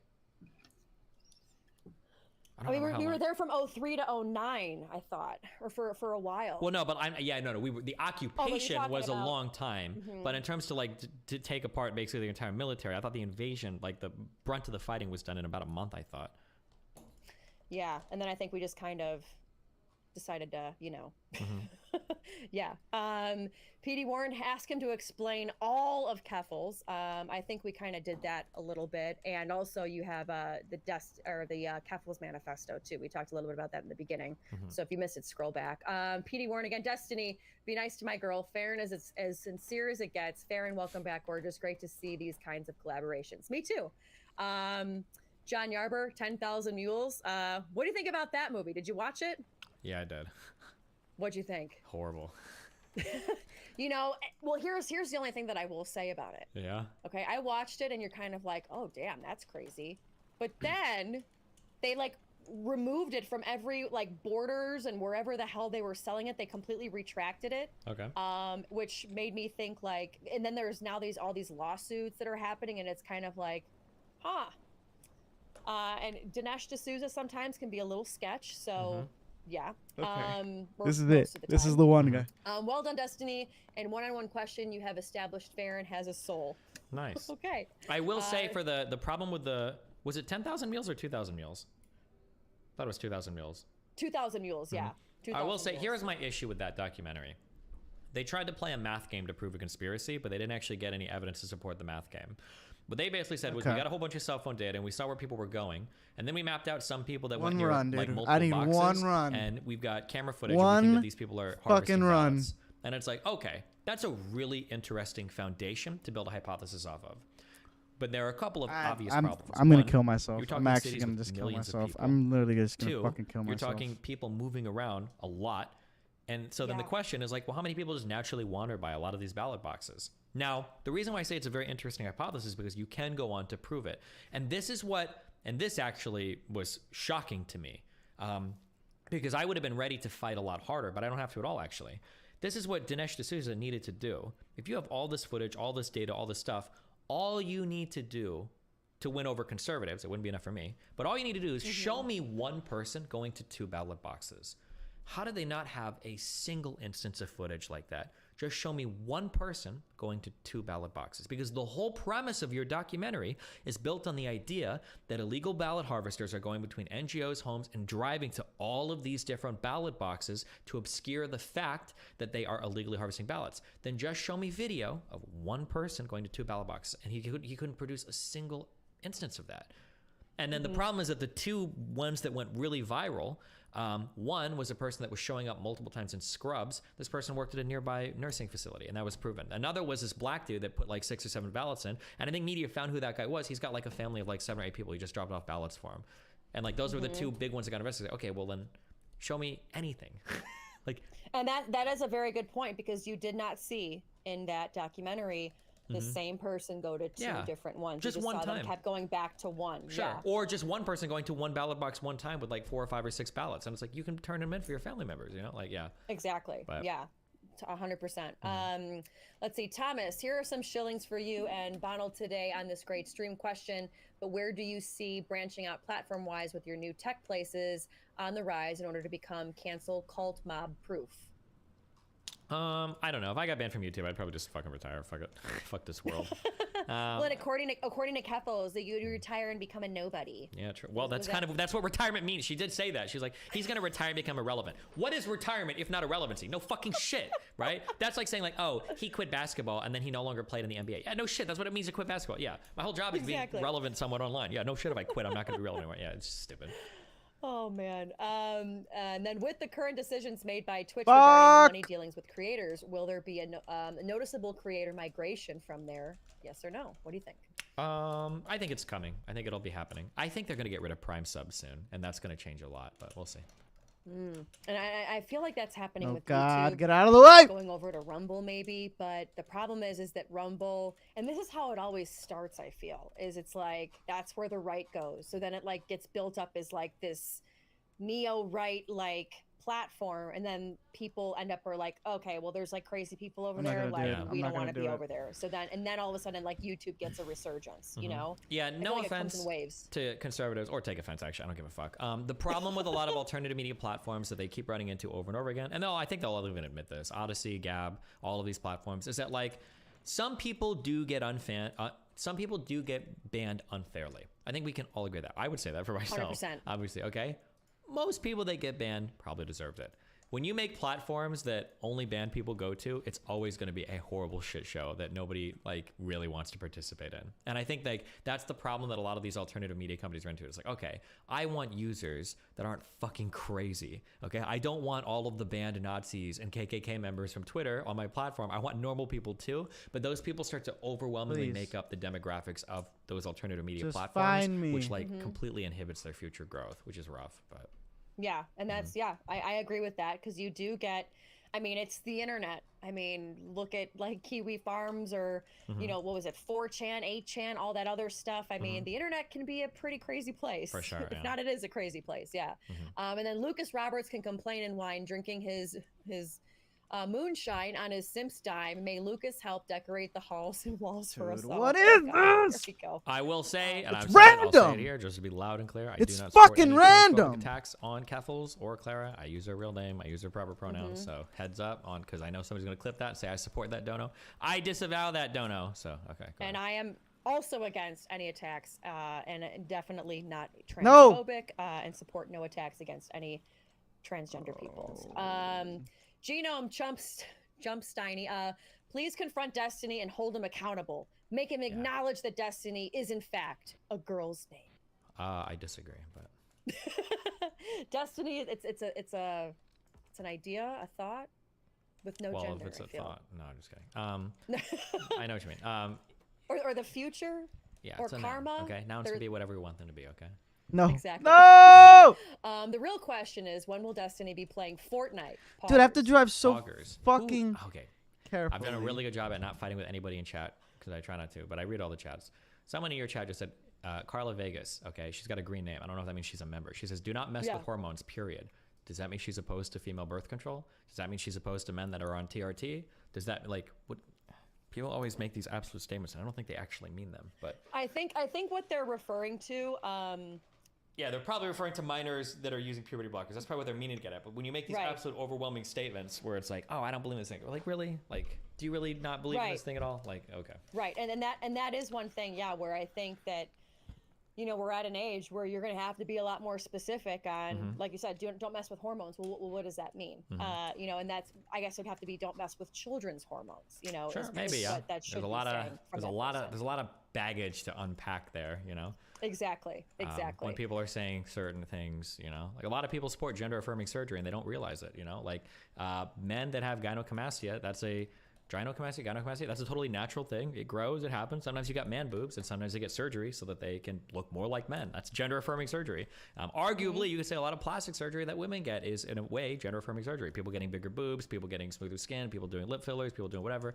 But yeah, just lots of thoughts. So, we don't have to dig into it. How am I supposed to control for that? Way more body dysmorphia shit going on in fucking LA than there is in the freaking transgender population that's like what, 0.01% or whatever the hell it is. Sure. Not a lot more in LA, yeah. I actually fucking hate video games so much, dude. How did you space. motherfuckers enjoy exactly. this? There's no joy to Sausage be Lord, had ask in him his this. thoughts on Senator John Zarka. It's just On Senator John fucking stress. Zerka. Oh, that's And not. if you that's, pull it a off, it's just person on my relief. stream. Like, That's it's a not meme. even That joy. guy's a It's dumb just fuck. like, Sorry, thank go ahead. God it's Okay. fucking over. Oh God, does she know about dog warts? No, you don't want to know about dog words. Don't worry about that. It's weird. Do you know about Lindsey Graham's ladybugs? No? What's that? Do I You want to ready know? for this? Hit You ready me. for this? Yeah, give me. Yeah, I'm ready. Hang on. Hang on, let me pull it up. Oh boy. So this from the wonderful places of the internet. Okay. Yeah, let me pull it up here.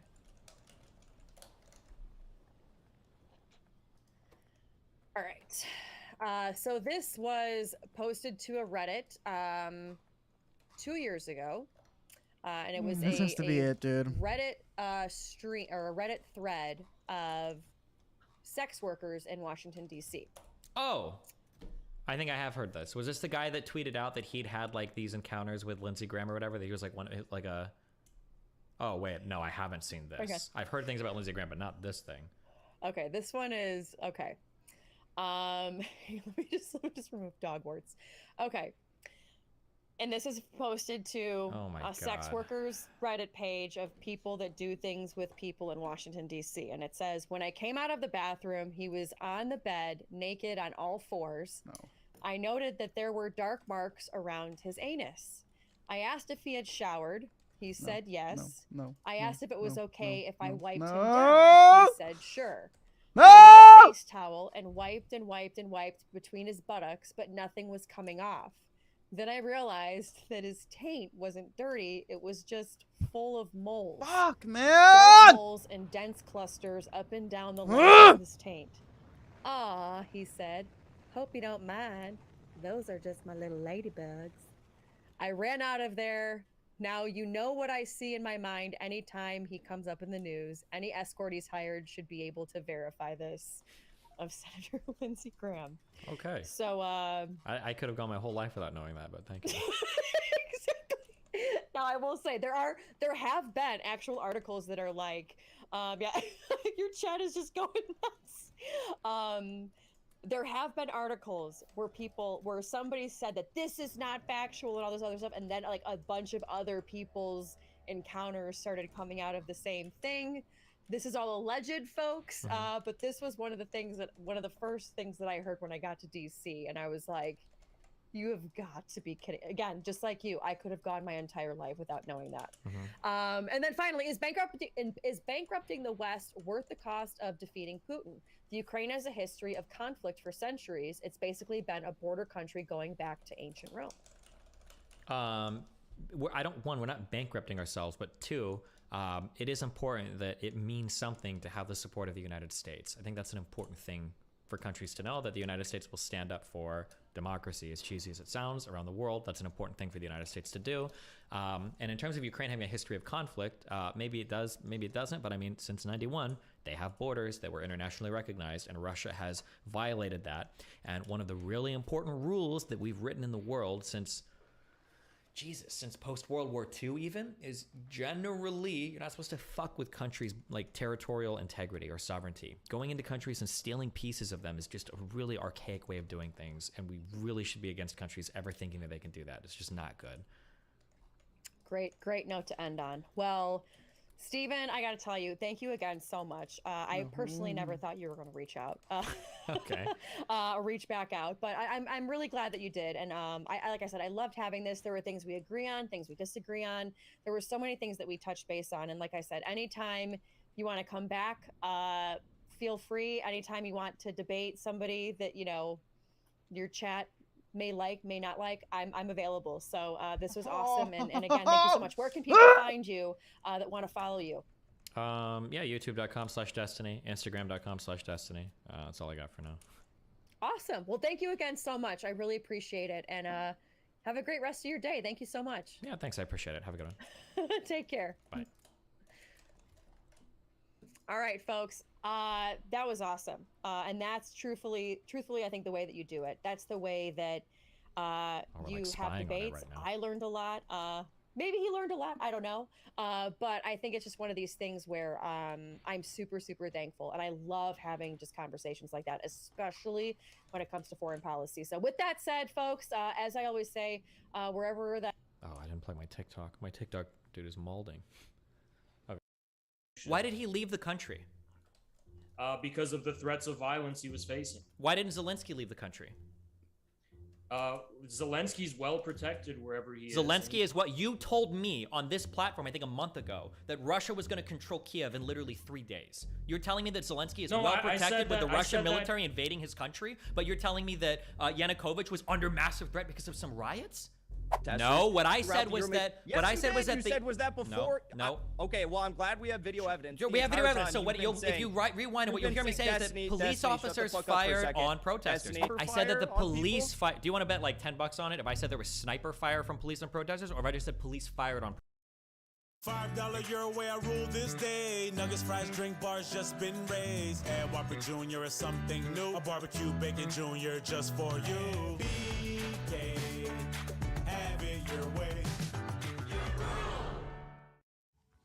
Yeah, I love reminding people that it's not the role of the media to endorse candidates. Are you looking for analysis of the midterm election based on actual facts and policies? Well, take a look at this. Our team of editors prepared this special 100-page magazine, which gives you a fact-based summary of the critical issues, like taxes, inflation.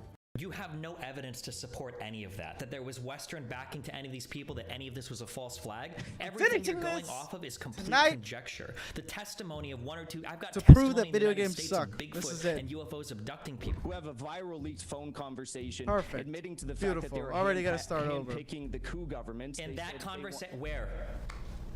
You want me to send you the link to it? No, because I've already read the entire conversation. They don't admit that ever. That conversation they never said anything about hand-picking the new government. It wouldn't even make sense. Really? Yes, really. Where is the evidence that he was hand-picked? How was he hand-picked? Why could he have not become? Wait, what? Because he didn't have the backing in Parliament for it. He became the chair of Parliament. No. Why could he not become? No, you're pivoting. Where is the evidence that this guy was hand-picked by the United States? That he was pushed by the United States? A conversation about this guy saying he would be good when he's already the opposition leader is not evidence of him being handpicked by the West. They already declared independence! Jeez Louise. The reason why... Here we go. The Declaration of Independence... You gotta rush and not hit anything. So it's fucking impossible. There we go. Already way too far. This isn't making the affirmative claim. You disavow. Bono, you little Today we're debating the war on Ukraine, something to that effect. And then I will kick it over to Infra and Jackson, and I will say, and we're starting right now with Infra's and Jackson's opening statement. Thanks for being with us. The floor is all yours. And at that point, you guys can pick up the ball and start running. Fuck, man. Sound good? Shut the fuck up, moving, all right? All right, I'll begin, and then Jackson, you take the other two. Are we time limited on these intros? Just checking. 12 minutes. Wait, really? That's what he said. Yep. Per team. 6 per person, yeah. You guys want more? No, he wants the opposite. Trim it back a little bit. Is that per team or per person? 12 That was per team. Yep. Okay. That's fine. It'll be fine. Cool. So I'll begin. So when it comes to the formation, well, yeah, just we're not streaming on my side yet, though. It'll take like 30 Just let him start now. We can pick up like halfway in between them. Destiny, can you ever get out a fucking statement and wear it with your fucking chest? Why do you gotta like anybody getting out a complete statement with you screaming on the other end is almost impossible. Exhibit B. How am I mumbling? Every little passive aggressive bitch made statement you make, you have to like mumble your way fucking through it. Why don't you just say it, wear it with your fucking chest, say it with your chest, or shut the fuck up. How are you gonna talk to me about wearing something on your chest when you acted like such a conciliatory little bitch in real life to me? Are you serious right now? Destiny, how are you gonna act like this? Destiny, here's what I'll promise you. Next time we meet in real life, it's not gonna go down that way. Well, I'll be at the Kill Stream in early April. I'll be in Austin or Texas or whatever at the end of April. I'm going to like 2 or 3 events next month, so if you want to show up and, I'll call you show down, yeah, go for it. Yeah, go for it. I hope so. I hope so with your stream on, begging me for viewership. Here we go. When have I We're ready to go, James. Let's go. Got the most views I ever did turning my fucking here back I go. on your whole fucking Here I go. order. In 3, 2, 1. Ready, set. Here I go with the cold open. I don't know. This one's feeling hot, James. Everybody, tonight we're debating. Hey everybody, tonight we're debating the war in Ukraine, and we are starting right now with Infrared and Jackson's opening statement. Thanks so much, gentlemen, for being with us. The floor is all yours. Okay, so when it comes to the formation of, this is the first context I want to establish. When it comes to the formation of military alliances, this actually extends beyond the bounds of the sovereignty within a state's own territory. Countries have an obligation to be cognizant of the geopolitical, geographic, and historical and civilizational realities that their own sovereignty is situated within.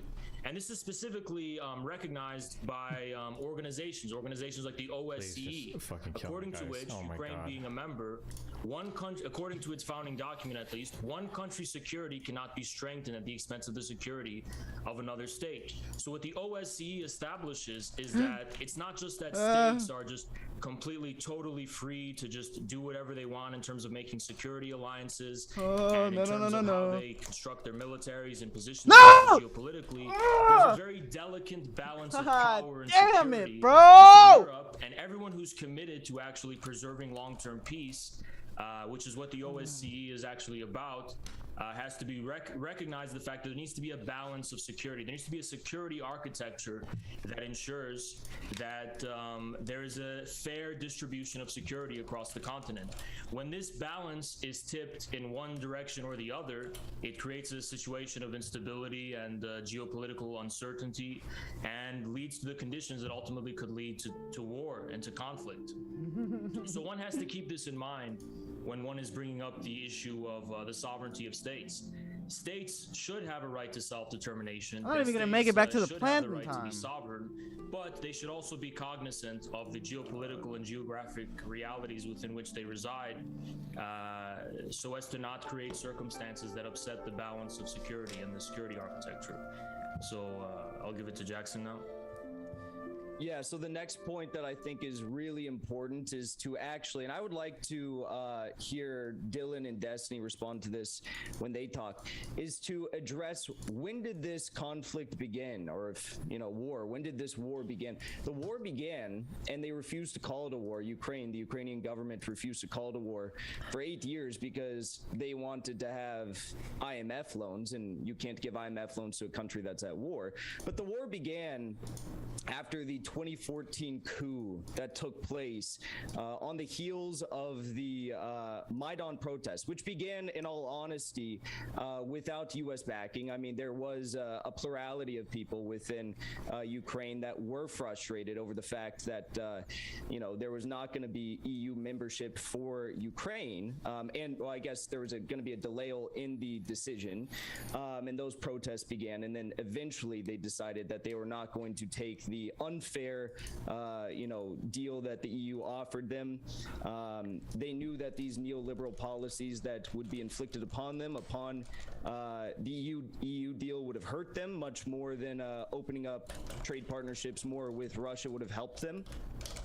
So upon these protests, the U.S.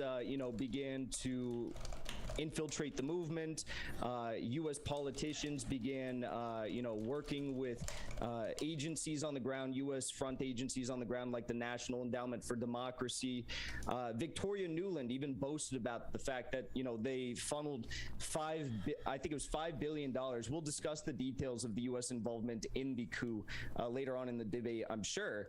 But lots of money came in to these U.S. agencies on the ground to actually hijack the Maidan protests.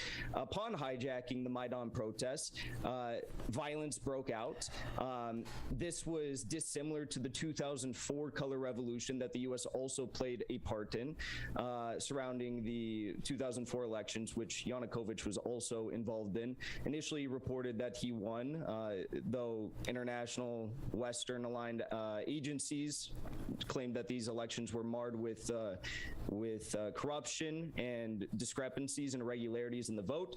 The election was overturned then, and Yanukovych didn't see the presidency until his second run. But after being elected, during these Maidan protests, U.S. Okay, I literally have to do it. I can't fucking lose anymore. I'm so sick of this game. It's not even fun. And Video games aren't fun, bro. coup on the democratically elected government of Yanukovych, we saw the 8-year war begin. And that's the next point I want to make. It's insane to assume that this war began, within the past 2 weeks. Everyone knows Honestly, that I'm not even there was gonna make shelling, it. there was fighting in the Donbass region. The question is, when did that begin? It began directly after the coup, thanks to the Western-aligned leader that was put into power. Now, these Western-aligned leaders that were put into power have deep ties to the nationalist far-right, factions, radical factions within both the Ukrainian military and the Ukrainian political apparatus. There's over 80 far-right, military militias and battalions within Ukraine. Some of the most notable include, of course, the Azov battalion, which is one of the primary forces that has been waging asymmetrical warfare upon the people of Donetsk and Luhansk, who they themselves took votes to recognize their independence, which was not granted by Russia or Ukraine or Western states. I'm not gonna make it for many years. I'm not gonna make it.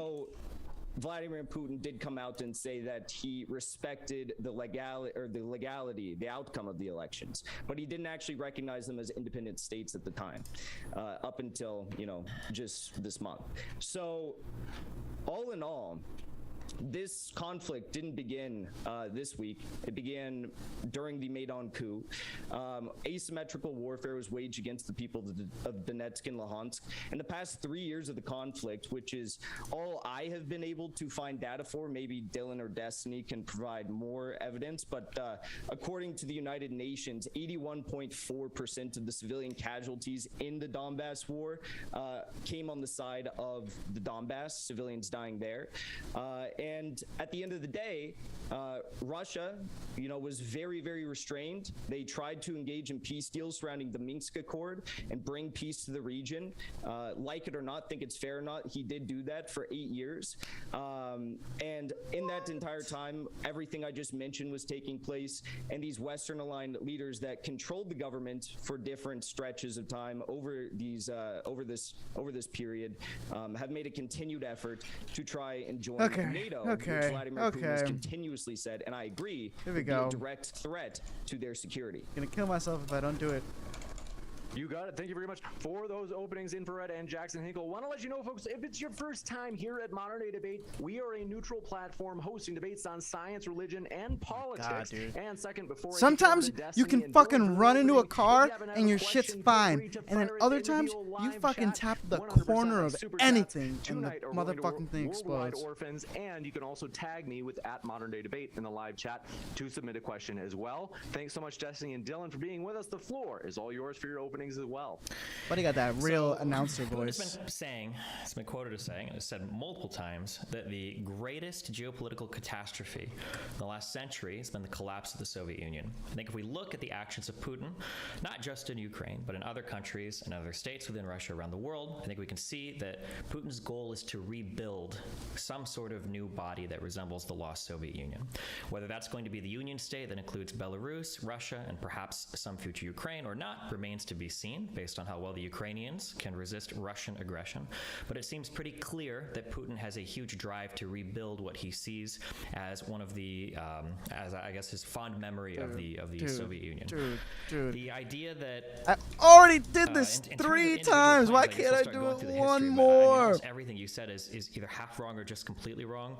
The idea that Europe was offering them an unfair deal, one of the biggest reasons why they required that EU deal was because Russia themselves began to put blockades on certain imports for Ukraine just because they thought the president was looking towards the European Union for a deal. The idea that the Russian deal was better when the European deal would have just allowed them access to the markets, while the Russian deal was literally an exclusive deal that would have forbade them from trading into other markets is hilariously stupid.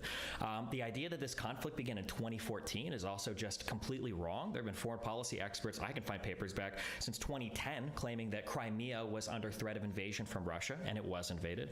Russia has been consistently working with disinformation campaigns among actual military aid to places like Donbass or Crimea since at least 2010, if not earlier. There's been a long and a rich history of corruption in Ukraine, whether we're talking about people that used to actually be in the Soviet party that became leaders of Ukraine, or we're talking about people that more or less wanted to be Putin's stooges later on, like Yanukovych. I guess we'll get into the individual history of any of these particular things, but yeah, that's the idea right now today that Russia is somehow justified in their aggression and their taking over of any of the Ukrainian territory. I'm gonna fucking make it. Whether that's when they took over Crimea and then in 2014, I'm gonna get Taco Bell. Territories that they're trying to take over now. Because I earned it today. They're trying to take over. I think it's just fucking absolutely earned it. absurd.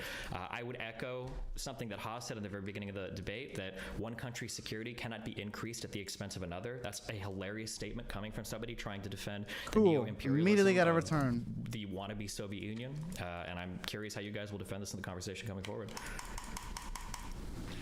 Okay, so I guess the best thing to do would be start with, I guess I'll start in 2004, since I know more about like recent Ukrainian history. So the Orange Revolution, which I respect the Ukrainian people for taking power into their own hands to stop an election that was stolen, as was confirmed by the Ukrainian court system in 2004. Everything's we call it a coup, or it was a coup of Viktor Yanukovych. What was failed to mention is fucked. that after the Ukrainian courts decided that there was large-scale fraud committed on behalf of Viktor Yanukovych in 2004, is that there was a revote.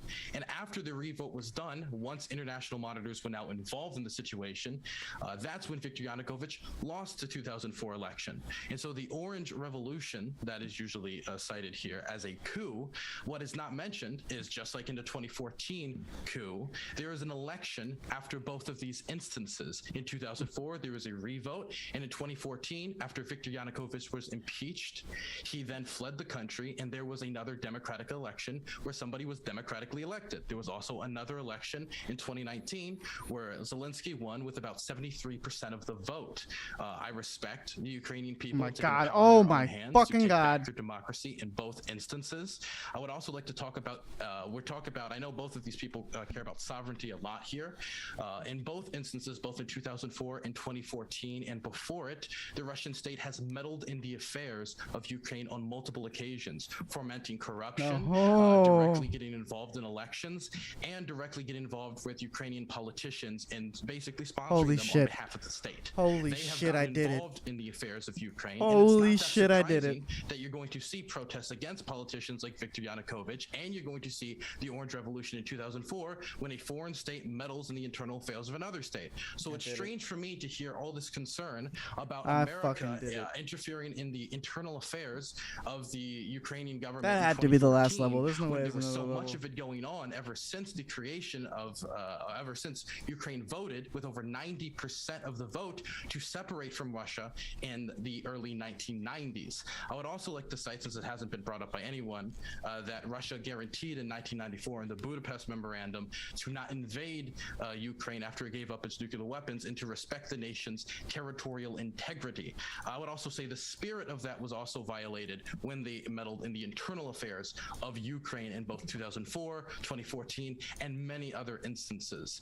Besides that, I heard a lot about concern about the far right. He dropped fucking 3,000 frames. For example, the Russian National Unity Movement, which is a Russian neo-Nazi political and militia group that is active under the arm of the Donetsk People's Republic. They are a neo-Nazi militia that has been fighting on behalf of the Donetsk People's Republic for a very long period of time now. And so for me, this claim of denazification, or this at all having to do with denazification, is ridiculous to me. Not only are Nazis fighting on behalf of Russian-backed rebels, but there's also instances of, for example, Belarus, the leader of Belarus, which is involved in the conflict, praising Adolf Hitler, saying Germany reached its peak under Adolf Hitler. And not only that, but also we can talk about the Chechen fighters, for example. In Chechnya, they have put homosexuals in concentration camps. Now, I don't want to talk about the deep history of the gays in Nazi Germany, but if there's anything that is Nazi-esque, I would say putting homosexuals in concentration camp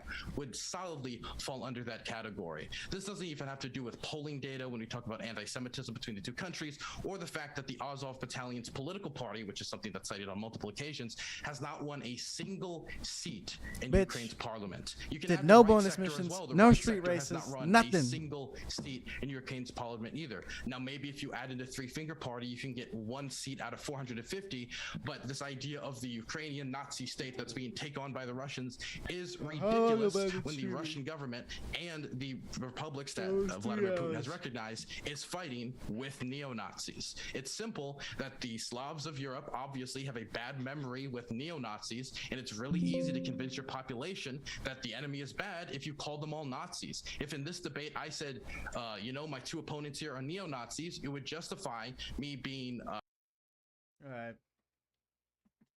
I can't believe I finished it. And it took me so fucking long. But I did it. Bye, bye, bye, bye, bye, bye, bye.